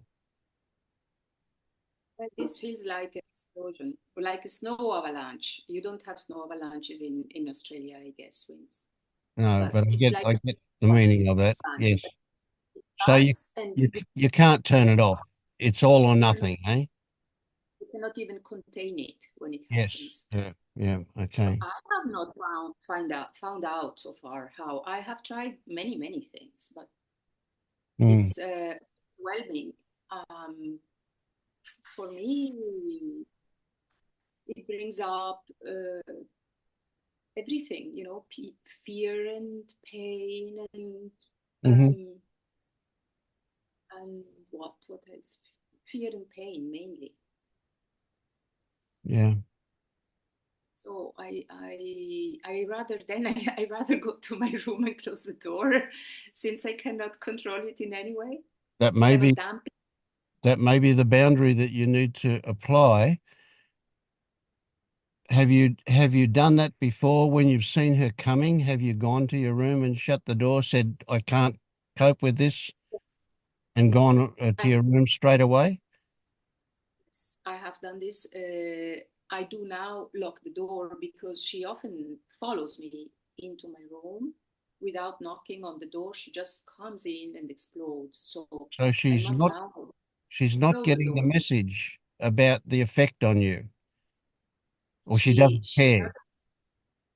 No, it's not that she doesn't care, because then after a while, half an hour, or more, it used to be on the next day. Now it might be after half an hour, she sends me a message on the WhatsApp. Sorry, I know, I tell you I'm sorry. I know it shouldn't happen anymore. Or stuff like this. Yeah. When I then speak, she says, when I'm in that tunnel, I cannot stop it. Right. Okay. So, so what occurs to me here is that we could put the label of abuse. She is an abuser, right? Domestic abuse, right? In Australia, she could get arrested and put into jail for that behavior. Now, I'm not suggesting that that's what should happen, but right, that is abuse. Even if she appears to be out of control and can't help it, right? It is that severe that it needs to be curtailed in some way, right? Now for both you and for her, there would be value in investigating it when it's not so big. It can't be that big. It can't be investigated when it's that big. We can only escape it. She can't control it and you can't control anything. So you just have to escape, go into your room and lock the door. Right. Have you, when she writes to you on WhatsApp saying, sorry, sorry, sorry, this is what abusers do. They always apologize and promise never to do it again, but they do because they're out of control. Right. So have you tried writing her a long letter to explain to her that this cannot go on, that the effect it's having on you is traumatizing, and that if it continues, you will take legal action? That's a threat, I guess. Now, I'm not suggesting that you necessarily would need to do that, but I think she needs a shock for her to get some control over what's going on. Well, I haven't done that. I'm afraid of doing so because she was the sweetest girl in the world. Very peaceful, very sweet. My daughter was abused sexually many times. In Yes. extreme. And now she is the abuser, not sexually, but she is the abuser. That frequently happens. The abused becomes the abuser. And that's her escape from all of the pain of that. Yeah. She doesn't even know she's doing it. She's probably, it's all the rage, like repressed rage. Yes. Or something. Absolutely, like yes. I mean, So she needs therapy. She needs therapy. That's the short of it. Yeah. But she probably doesn't recognize that. No, she is in therapy. Oh, she is in therapy. Well, I'd find a different therapist because they're not getting very far. No, we just changed the therapist. Now it's a new, okay. Yeah. new one, and it looks like she's making some clicks, but Yeah. you know, anyway, it So was not so much is she about. saying that she wants to change? Of course, she does. Yes, We okay. speak, That's a big thing. Yeah. we speak a lot. We speak about these things that we discuss here. I can have the most interesting conversations with her when she's not in that moment, you know. Yeah. Yeah. And, she's very aware of what she does just after she did it. Afterwards, yes, Not, of course. Yep. not So in that my rage that she has, she just loses control when she gets into that. Yeah. Yes, totally. So the therapist should be helping her to discover when it's coming on, when it's about to happen. And that takes a bit of practice. So she will begin in the beginning, she will learn to recognize that there's a certain feeling that happens in her that triggers that for her. And when she recognizes that trigger feeling, that there are things that she can do, she could then at that point do something, whether it be some kind of meditation or almost anything. Go for a run is a good one. Exercise is really, really helpful when she feels like that's coming on. If she went for a run, she could get a lot of that anger out by running. Or if she, it depends on her physical build, of course. Maybe running's not her thing, but some physical exercise would be good. Yeah, totally. She does do a lot of cycling and stuff like this. Yeah. But Okay. it was not so much about her that I was trying to ask. I was just trying to see my side, where I was just, the question is coming up again and again, but I think I get it now. The question about, is it is it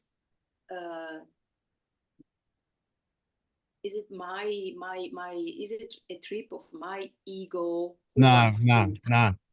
This is primitive survival brain stuff that she triggers in you. She triggers a fight, flight, freeze reaction. And in your case, it's a flight, run away reaction. It's pure physical stuff. Okay. Can I ask a question? Sorry? Can I ask a question of Yes, of course. Hi, Danny. Yeah, it is, there's a response in the kind of like the abuse situation where she's been completely overwhelmed with that rage. But I wanted to ask how you feel about the fact that she was sexually abused in her childhood, and whether there's been any attention paid to that. This keeps happening for you in a pattern, like something keeps blowing up in front of you, and pointing to something, I guess. And I'm just curious about how you feel about what happened to her I guess, in her childhood, and whether that might be something of worth for you to explore. Like maybe there's something to heal there that keeps presenting itself, and something keeps presenting itself. Well, there has an awful lot of work has been done on this, on her abuse. It happened in childhood and it happened in her teenage years.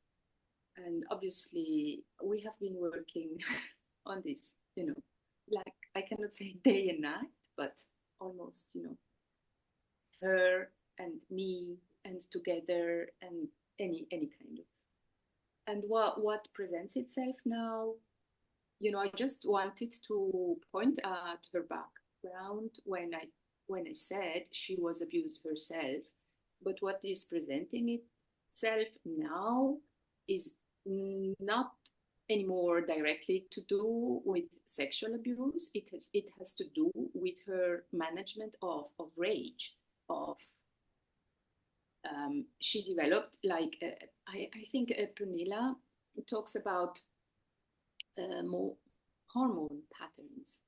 So probably there are moments that so many hormones, certain stuff of, I don't know, if adrenaline or whatever it is, so many hormones are released in her that she then cannot control her behavior anymore. But it's not so much, it's not directly, at least it is indirectly, yes, but it's not directly connected to her sexual abuse anymore. Sylvia, I think what Charmaine was asking you was about you, not about your daughter. What was your relationship to the abuser of her when she was younger? Was it your husband, your father, or a stranger? It was more than one person. It happened more than once. Right. Did she tell you about it? Yes. Right. And did she expect you to do something about it and you didn't? No, I mean, it is a very complicated situation. She didn't tell me when she was very small. She didn't tell me. And then when she was a teenager, she told me. Look, I don't think this was really not the point I was making. I was just trying to understand if I was hiding by going into my room. I don't really want to bring up the issues that we have worked for so many years and we are still working on in this setting here, and then going online, and it's not really my It's not only about Yeah. me. I could take responsibility for myself, but it's about her, and this will be online, and I don't really want to go into those things. Okay. Mm. Can I ask what kind of therapy she's having? Just out of interest.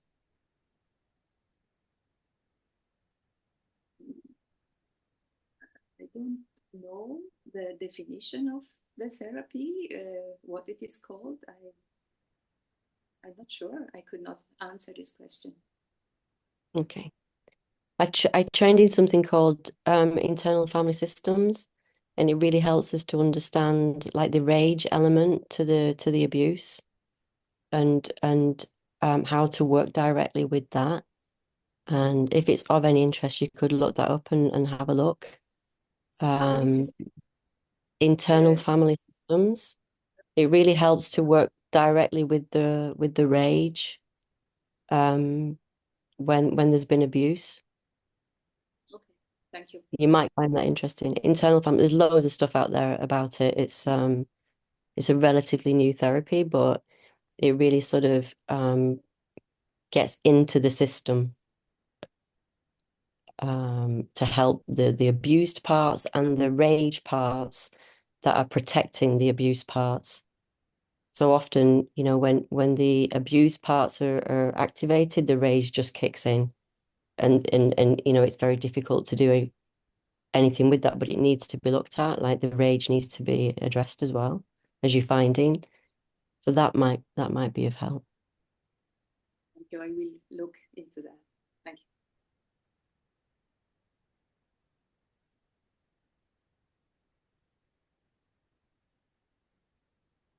I might just say something to you, Sylvia, if I can. So you It rested? feels Did you rest? forevermore, yeah. It just feels like there's a movement towards fixing all this and resolving it all, and you know, and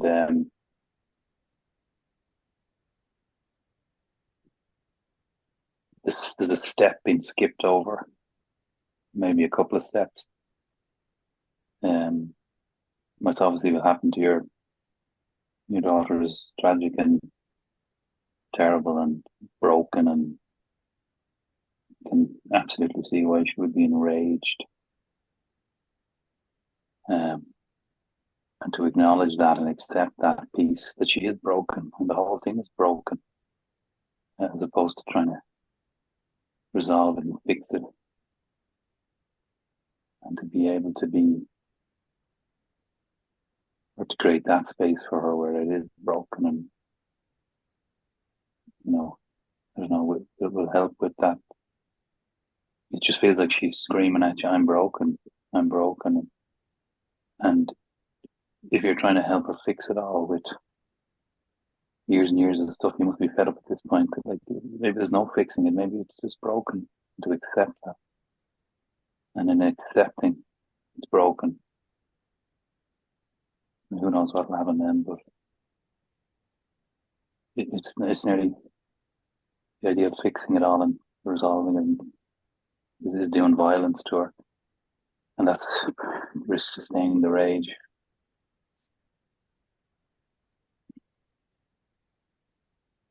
Anyway, that may be all bullshit, but just wanted to say to you.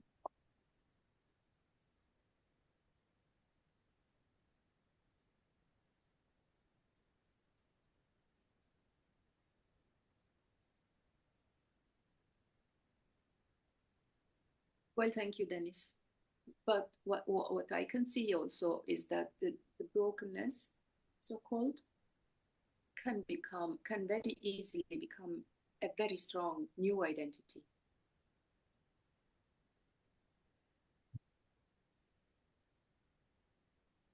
This I see, and she's starting to see herself. Yeah. May already be a new identity that can be loosened up. Yeah.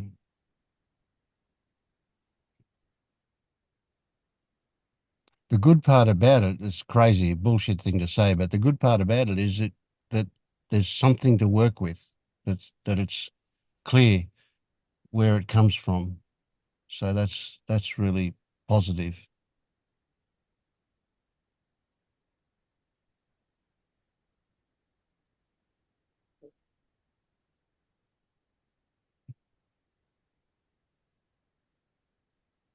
How are you going, Shafiq?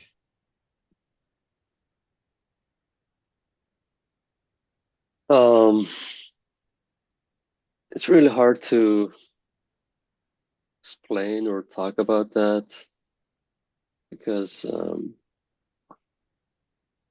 this past week has been in a way challenging, that there were a lot of I would say confusion, or like going back and forth between thoughts and what is aware of thoughts, or what I get as existence or being, and then just like going back and forth between them. And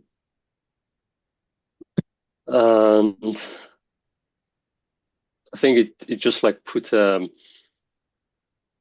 kind of a layer of a fog over everything. Like, is there anything to do, or just acceptance, or what is missing? And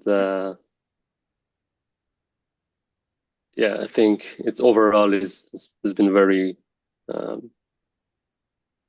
not a very clear state. And the more I try to make it clear, I see that it's just an effort from my mind. More thoughts are coming in, and it feels that using thoughts is a tool that I'm not very good at using that, if there is a way to be able to use that. And so I just like sometimes try to get away from them, to not get involved in them, and that's like peaceful. That's great when I just sit down or meditate or walk or whatever, but not doing much. But as soon as something comes up and I realize this urge or this wanting to do something about them, then I get caught up. And Yeah. Yeah. So, Dennis, I want you to pretend that you're awake, and what would you tell Shafiq?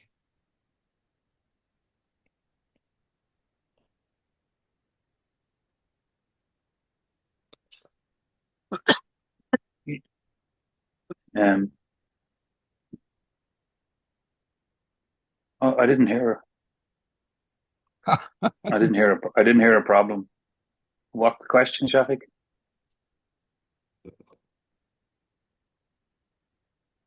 I guess there is no really question. This, I was just like describing the state I'm in, and it can be labeled as a problem because there is I feel this urge and need to change it. But again, that urge or change, I'm not sure if that itself is the problem, or just accepting whatever it is. And I hear what you guys are talking about, and I see the truth in it, like the hope and hopelessness, wanting to change. But it's not that clear. There is no clear line between accepting and at the same time not doing things to make the situation better. So this becomes kind of mishmash of, okay, do I know anything? Do we know anything? Or just we are some thoughts talking to each other?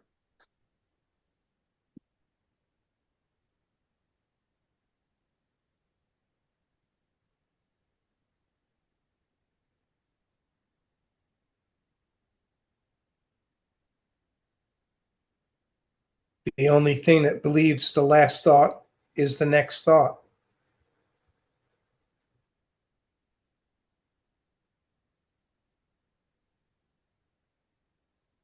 Yeah, and that's just another thought that's coming up. Do I even exist? Is there anything besides thoughts?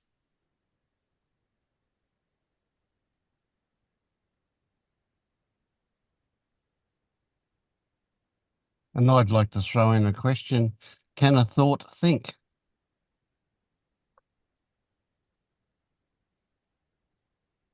No. So they're just words that come out of nowhere and pass through and go back to nowhere.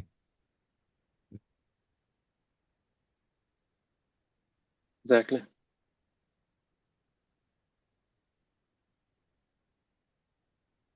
I just want to say, I think you're a good guy, and I think you're trying your best.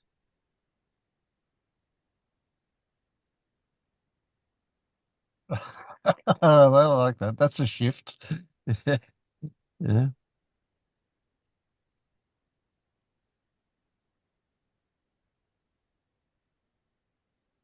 You don't think he's trying too much to do his best?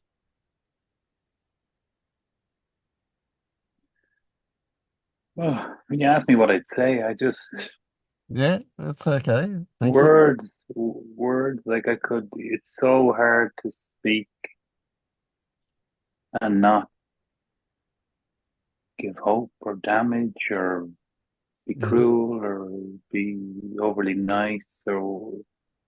I mean, you were talking about confused and but like you're clear about the fact that you're confused. So there's always that step back to clarity.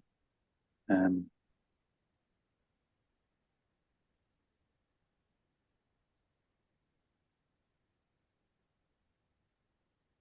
I was even going to say, just be serious about what you're doing. Like, what that's what the fuck does that mean?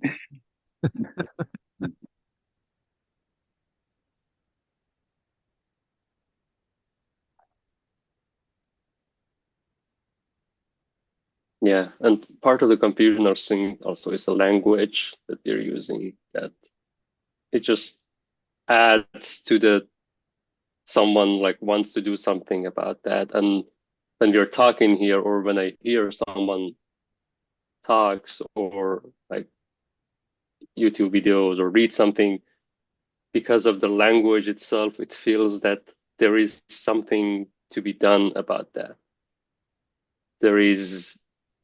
They are addressing something in you and want you, even when they say surrender or accept, there is still this like meaning that surrender to surrender. It doesn't make sense even. Yeah, yeah. It's crazy. There's not a word we can use that doesn't imply an impossibility. Every single word. Yeah.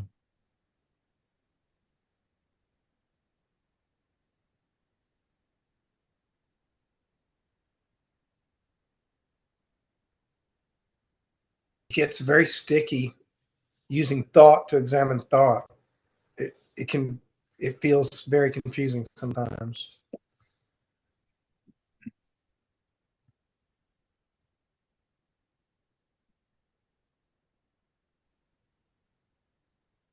Yeah.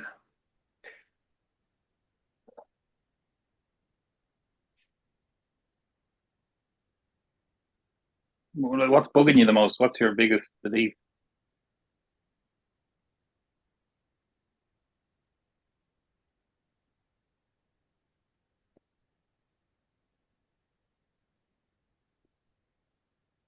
I exist.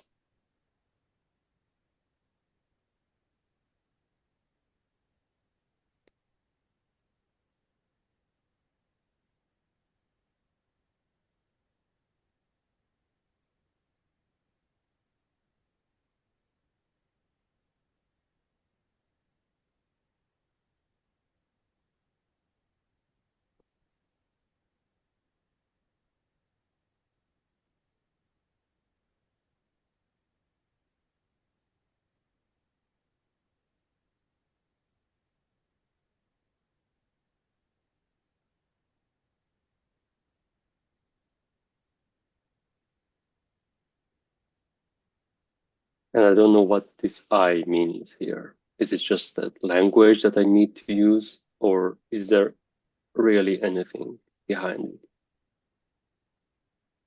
Because I remember that you were also saying that like sometimes it feels that thoughts are reporting to me. And Yeah, so that was going to be my next point. So look now, we can look together. Look for the eye. yeah, I can't find it now. I know that. But it's still feeling existence.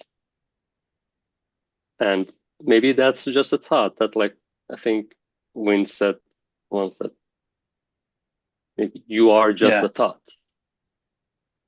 Yeah, I'm not having those thoughts right now. You're having them. So what's here now?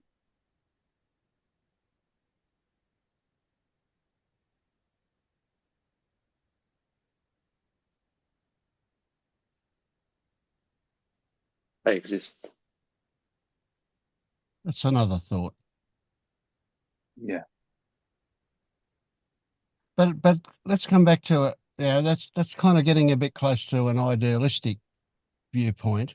Come back to a practical level. And if you go to a magician show and watch a magician saw a woman in half, you know it's an illusion, right? You don't call the ambulance or the police or stand up and tell him to stop. You know it's an illusion.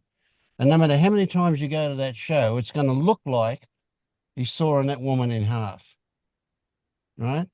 It's the same thing when you go to the shop or when you go walking, you can have the illusion that it is you doing the walking or you doing the shopping or you speaking or whatever. But you know that's an illusion. Because every time you've looked to see if there's somebody doing it, you don't find anybody. In fact, more than that, you know that the feeling comes from the response to stories about yourself.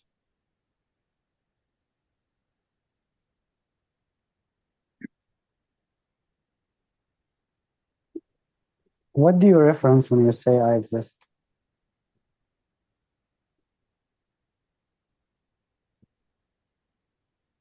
Who are you asking? Everybody? Anyone say I exist? That's what Shafiq said. So Yeah. yeah. I think for me, it's sense of being. Maybe it's just like combination of this seeing, hearing, sensations that I put together and I label them as being. Yeah, that's right. You label them as being. There's another process that goes on that if you look at closely, you'll see it happen. And that is that a thought appears to be followed by a sensation. And it seems that that sensation validates the thought. But the reality is that the sensation comes after the thought. But it's a circular thing. So you have a thought and that begets a sensation, which gets another thought, which says, see, it was right.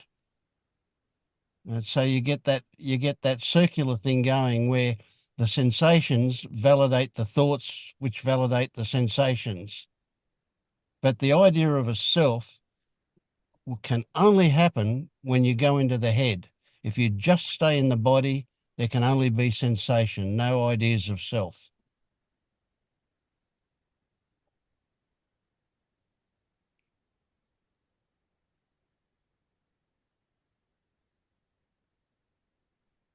Are you what you describe as seeing, hearing, sensing? Is that you? That's a ridiculous question. What you can describe that as experiencing but you would have to come to a mental conclusion to say it is you or not you or anything. That could only I be just with the mind. Sorry? I wanna know his perspective. Oh, sorry. Shafiq's perspective. Yes. Okay.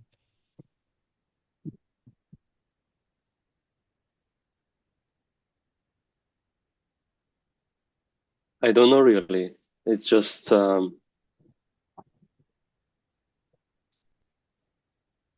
don't know if it's just the seeing, hearing that I consider as myself,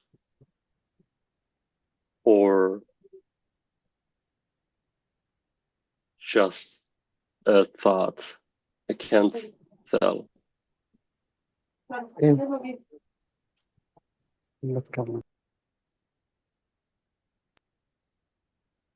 is the you separate from the seeing and hearing?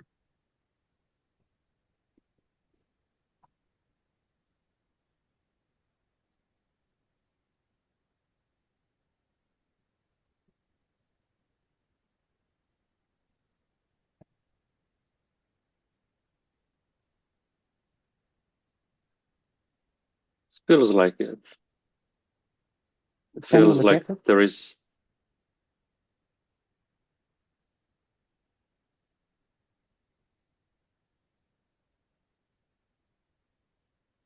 It feels like there is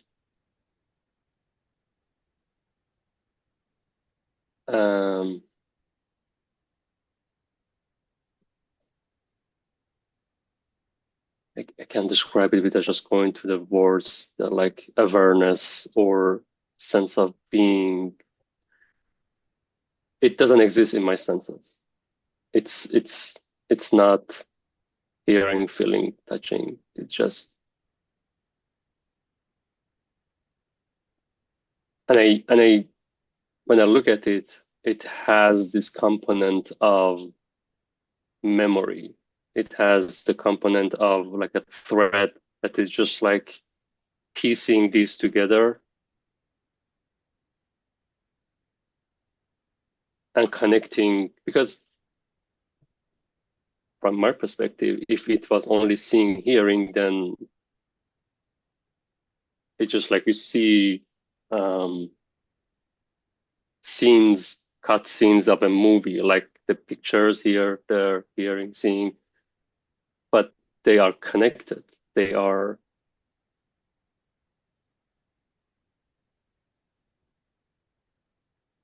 not separate. So, and that's connection, that glue. I think it's the closest that I can describe as sense of I. I call it awareness, being, existing.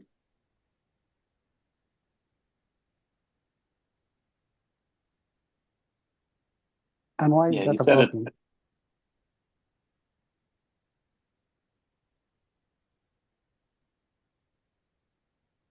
Say again, Ramesh.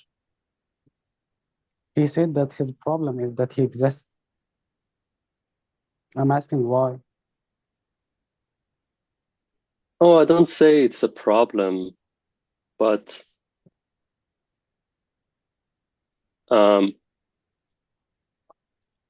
this existence, this clue, this memory, feels that it has needs, wants, likes, dislikes, wants to get, sometimes run away from the moment, go to the future, go learn from the past, regret, hopes. And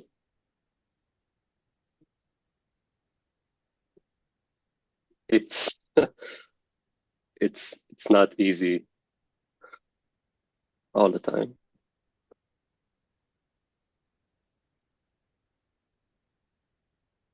Shafiq, you just said that it feels like it has needs and hopes and like a thread.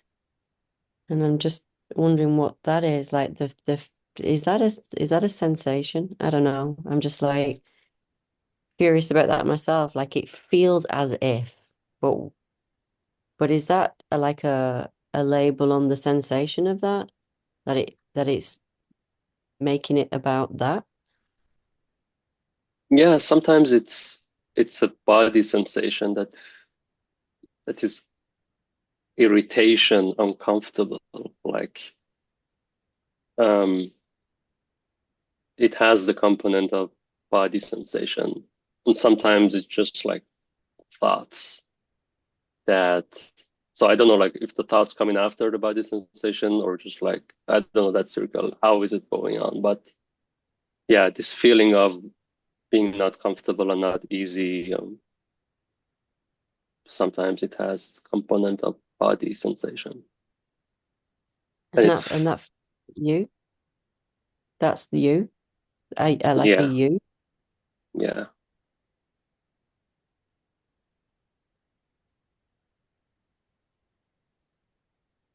Or is it sensation?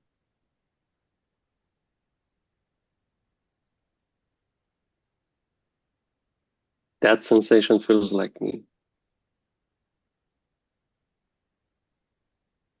So if I say a concept is always about something,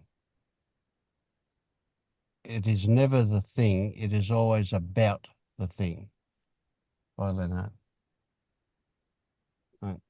So when you say it feels like me, that like me part is about something, isn't it? Yes. So that aspect of it is concept. And feels is body. Feels is body, like me is mind, thought.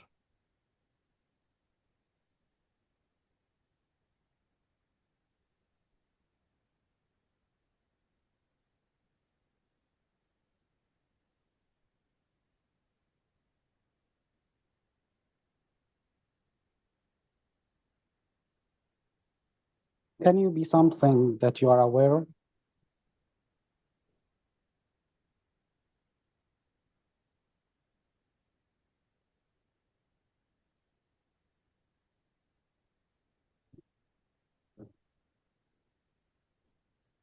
No. Is that you something you are aware of?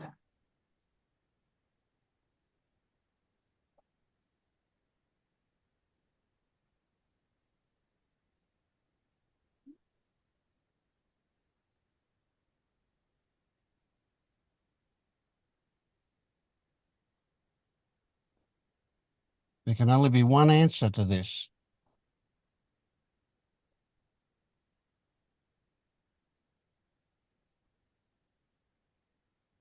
There can only be one thing you're aware of, and everything else is about something.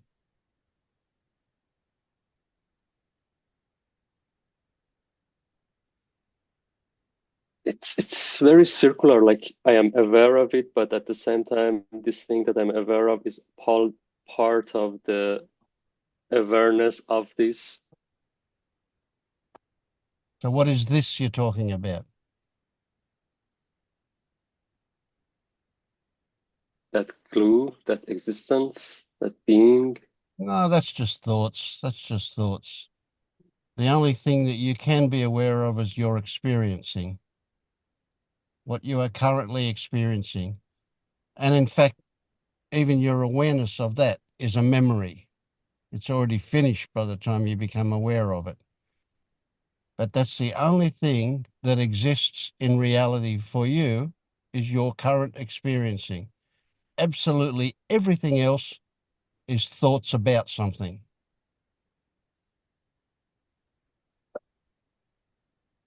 So when you can't find a self, it's obvious that you're not experiencing a self. You can only experience sensations. And when you call those sensations feeling, there's a thought component.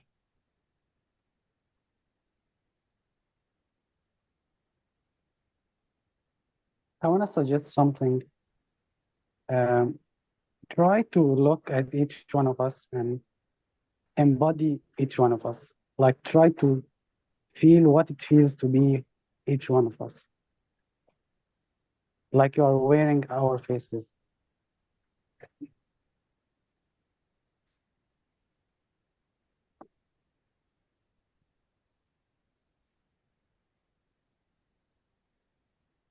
Feeling that or imagining that? It doesn't matter. Feel into it. Like you are playing a character. Okay.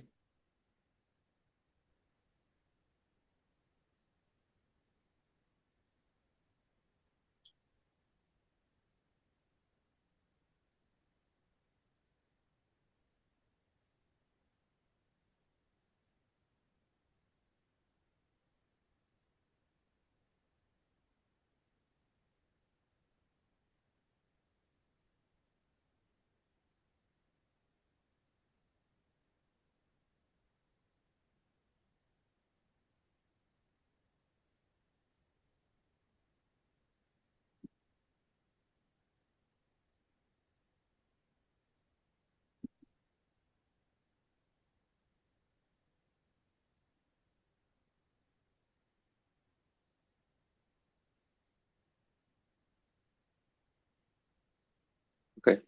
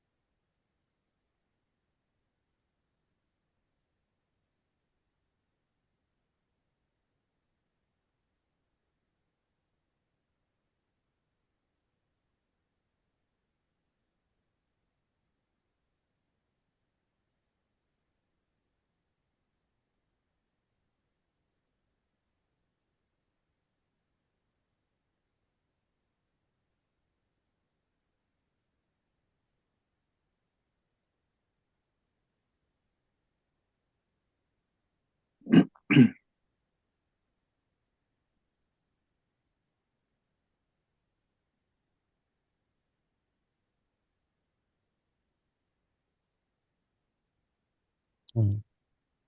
don't know where he was going with that one. Yeah. How was that experience for you, Shafiq?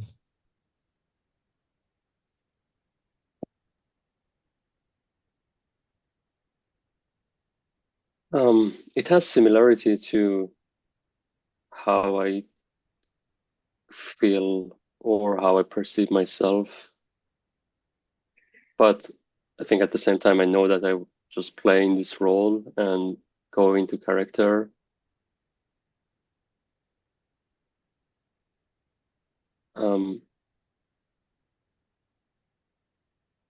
But going back to your point, Vince, that you said there is only experiencing and there is nothing else, anything else that you add to it, just thoughts.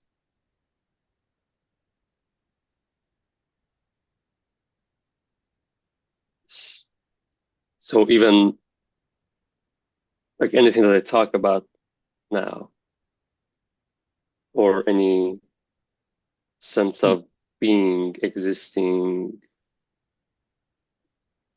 that's just thoughts.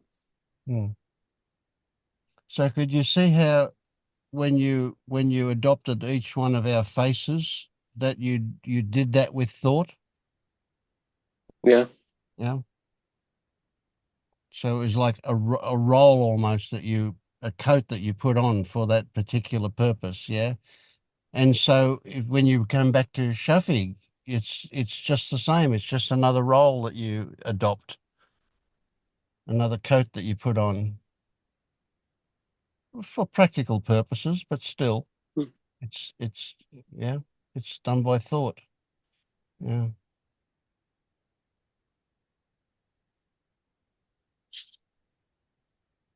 It's a sticky one. It's a hard one to get past sometimes. Ask Dennis. Yeah, it is. I did the practice while he was at it too. I felt like I was violating people's space, but when I did it, it was like there's nothing here. I'm just looking at different meat suits with nothing going on. Like there's nothing going on Beautiful. other than the. In other words, I didn't have a program to run in Vince. I didn't have a program to run in German Berry or Sylvia. So it's like, but I have a program to run when I come back to my meat suit. Okay. So it kind of highlights the programming. Yeah. That is, yeah. And that program you can see is just done by the sunshine and the rocks, just by the circumstances in which your experience floated around in.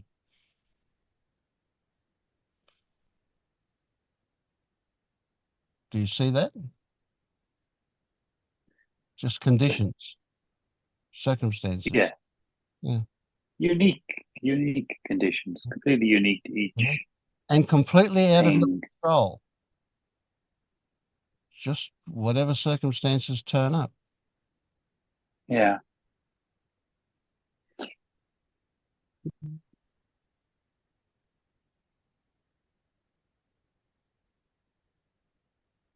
Yeah, these meetings always end with a certain amount of disappointment. I think Yeah. that's I relate to that. but good. I like it. Yeah. Yeah.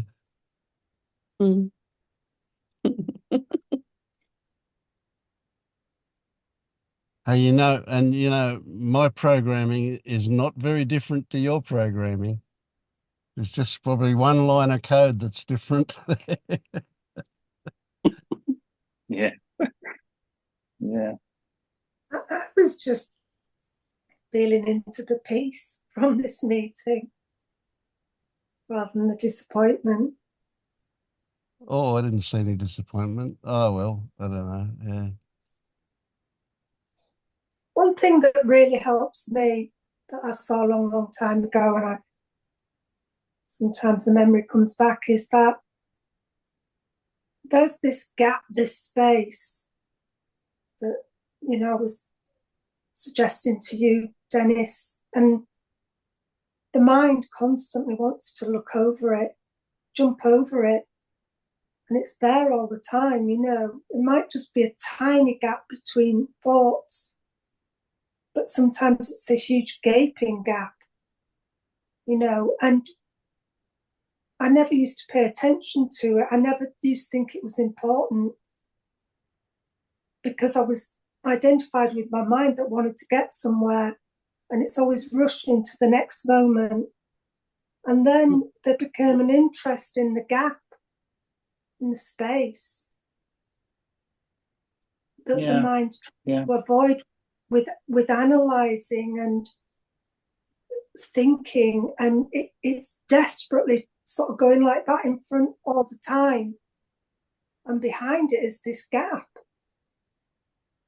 Yeah, the gap. Yeah, I hear what you're saying, and the gap. I agree, the gap. Yeah, I know what you're pointing at. But what I'm struggling to accept is this idea that it's the mind. That's the mind. What's the problem? Sorry. I got what you're struggling to accept, and I didn't hear the rest. One sec.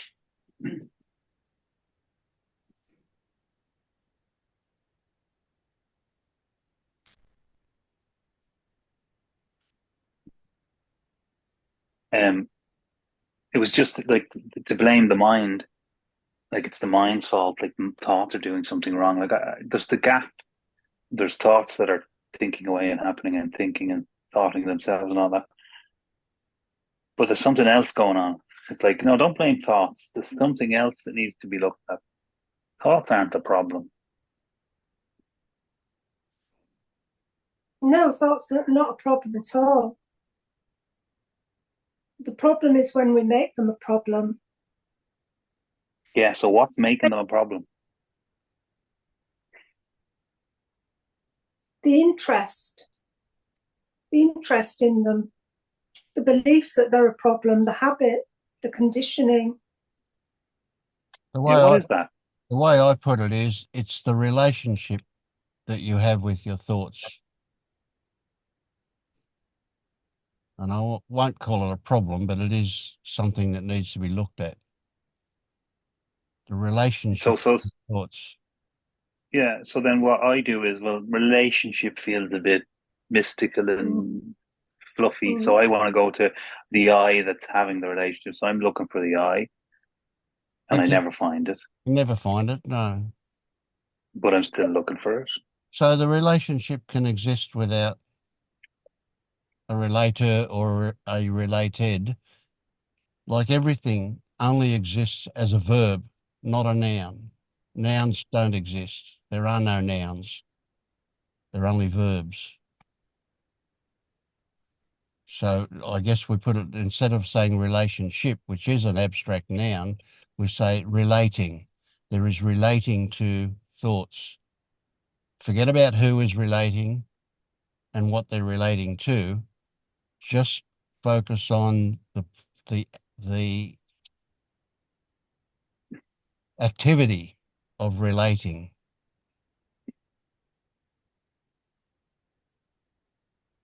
The way I put it is, my thoughts, I have a friendly relationship with them,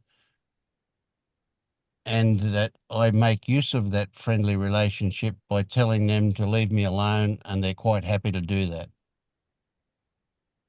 Most of the time, not all the time, but most of the time.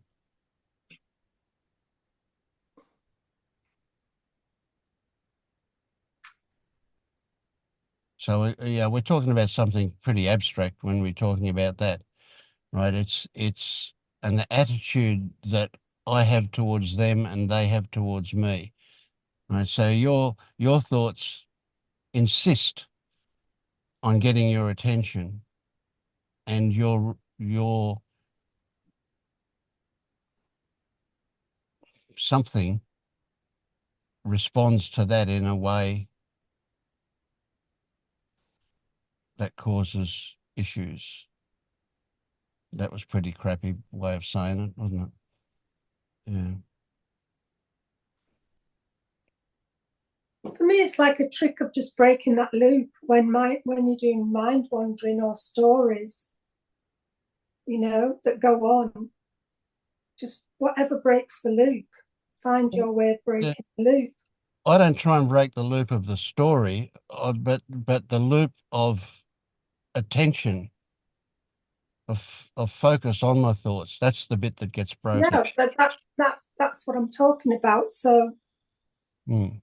there becomes more interest in the gap, the being, let's call it, the being, the gap, the space, the emptiness of no thing. And the minute a thing, a thought, a form, enters the space, then just allow that to enter it and pass by and come, it's just the gap in the space, the void in between that the mind wants to avoid. And if you're identified with the mind and you're interested in the mind, then you're forever seeking. So noticing the seeking energy that takes you out of the gap. Oh, there it goes again. So you just said it there. Either identify with the mind or identify with the gap. So let's forget the mind and the gap for a minute. And what's this I that's identifying with one of these? There isn't an I. Right. So we're back into the problem of language setting up an I. Yeah, but you're just in the mind, Dennis, with the I and looking for the I. And you're trying to find it in the mind. It's not in the mind. It's in the gap. So it's in the no thing. Get to this identification thing. That's a key point. And identification is a belief about belonging, about ownership.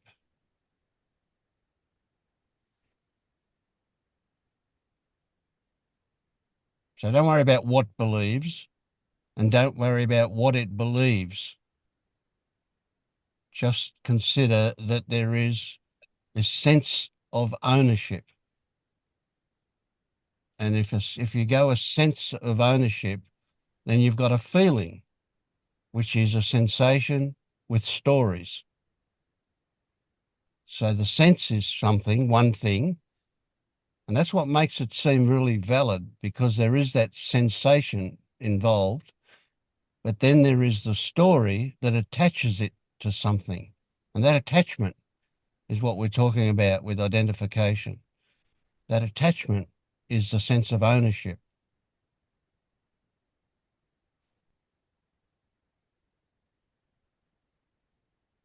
Yeah, the word you said that really stuck in my head was belonging.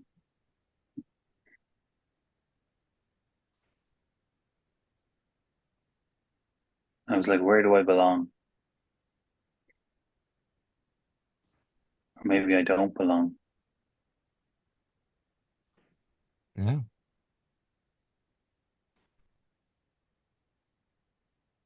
And when thoughts don't belong to you, they just happen like the breeze outside, or the sunshine on the tree, or the rocks that the roots are in. They just happen. We don't know where they come from. We don't know where they go. They just appear and then they're gone.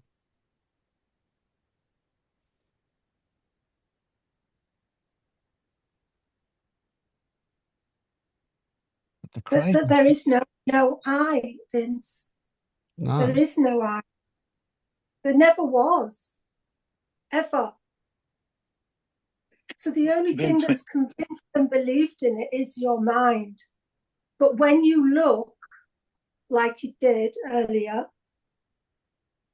and find nothing, that's it. End of story. That's all there is. Yeah, but so just to clarify that then, because when you said, Vince, they don't belong to you, thoughts, were you pointing at the big me, the the the truth, silence, space? Well, that's just an idea, isn't it?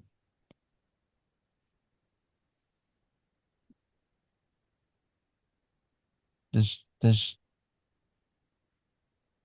if you accept that all that actually exists is your experience, talk about that as though it were you, and then you can say thoughts appear to experience.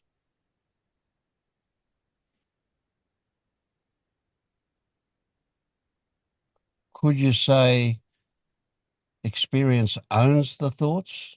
Do they belong to the thoughts? Or do they just appear to experience? Experiencing.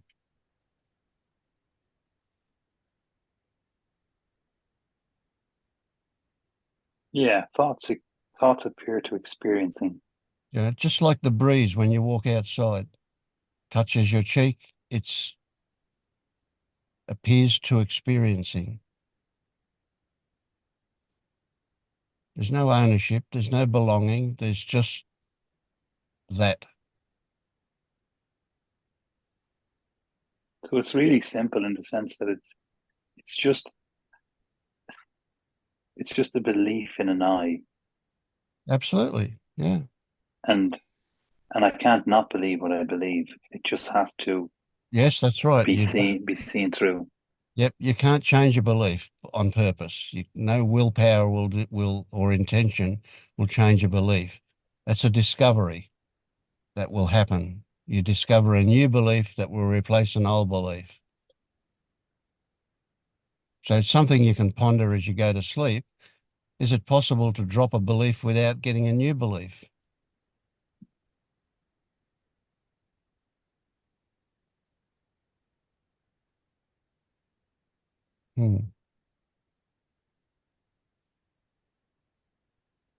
Anyway, it's midnight here, and I'm up again at 5 a.m. for the next group, so I'm going to go to bed and leave you in your quandary or whatever that is. Yeah. Thanks, Vince. Thank you. Oh, thanks so much, Vince. You've been very welcome. Night, everyone. Welcome. Thank you so much. Thank Bye. you. See you later, guys. I'm gonna go. Bye bye. Bye.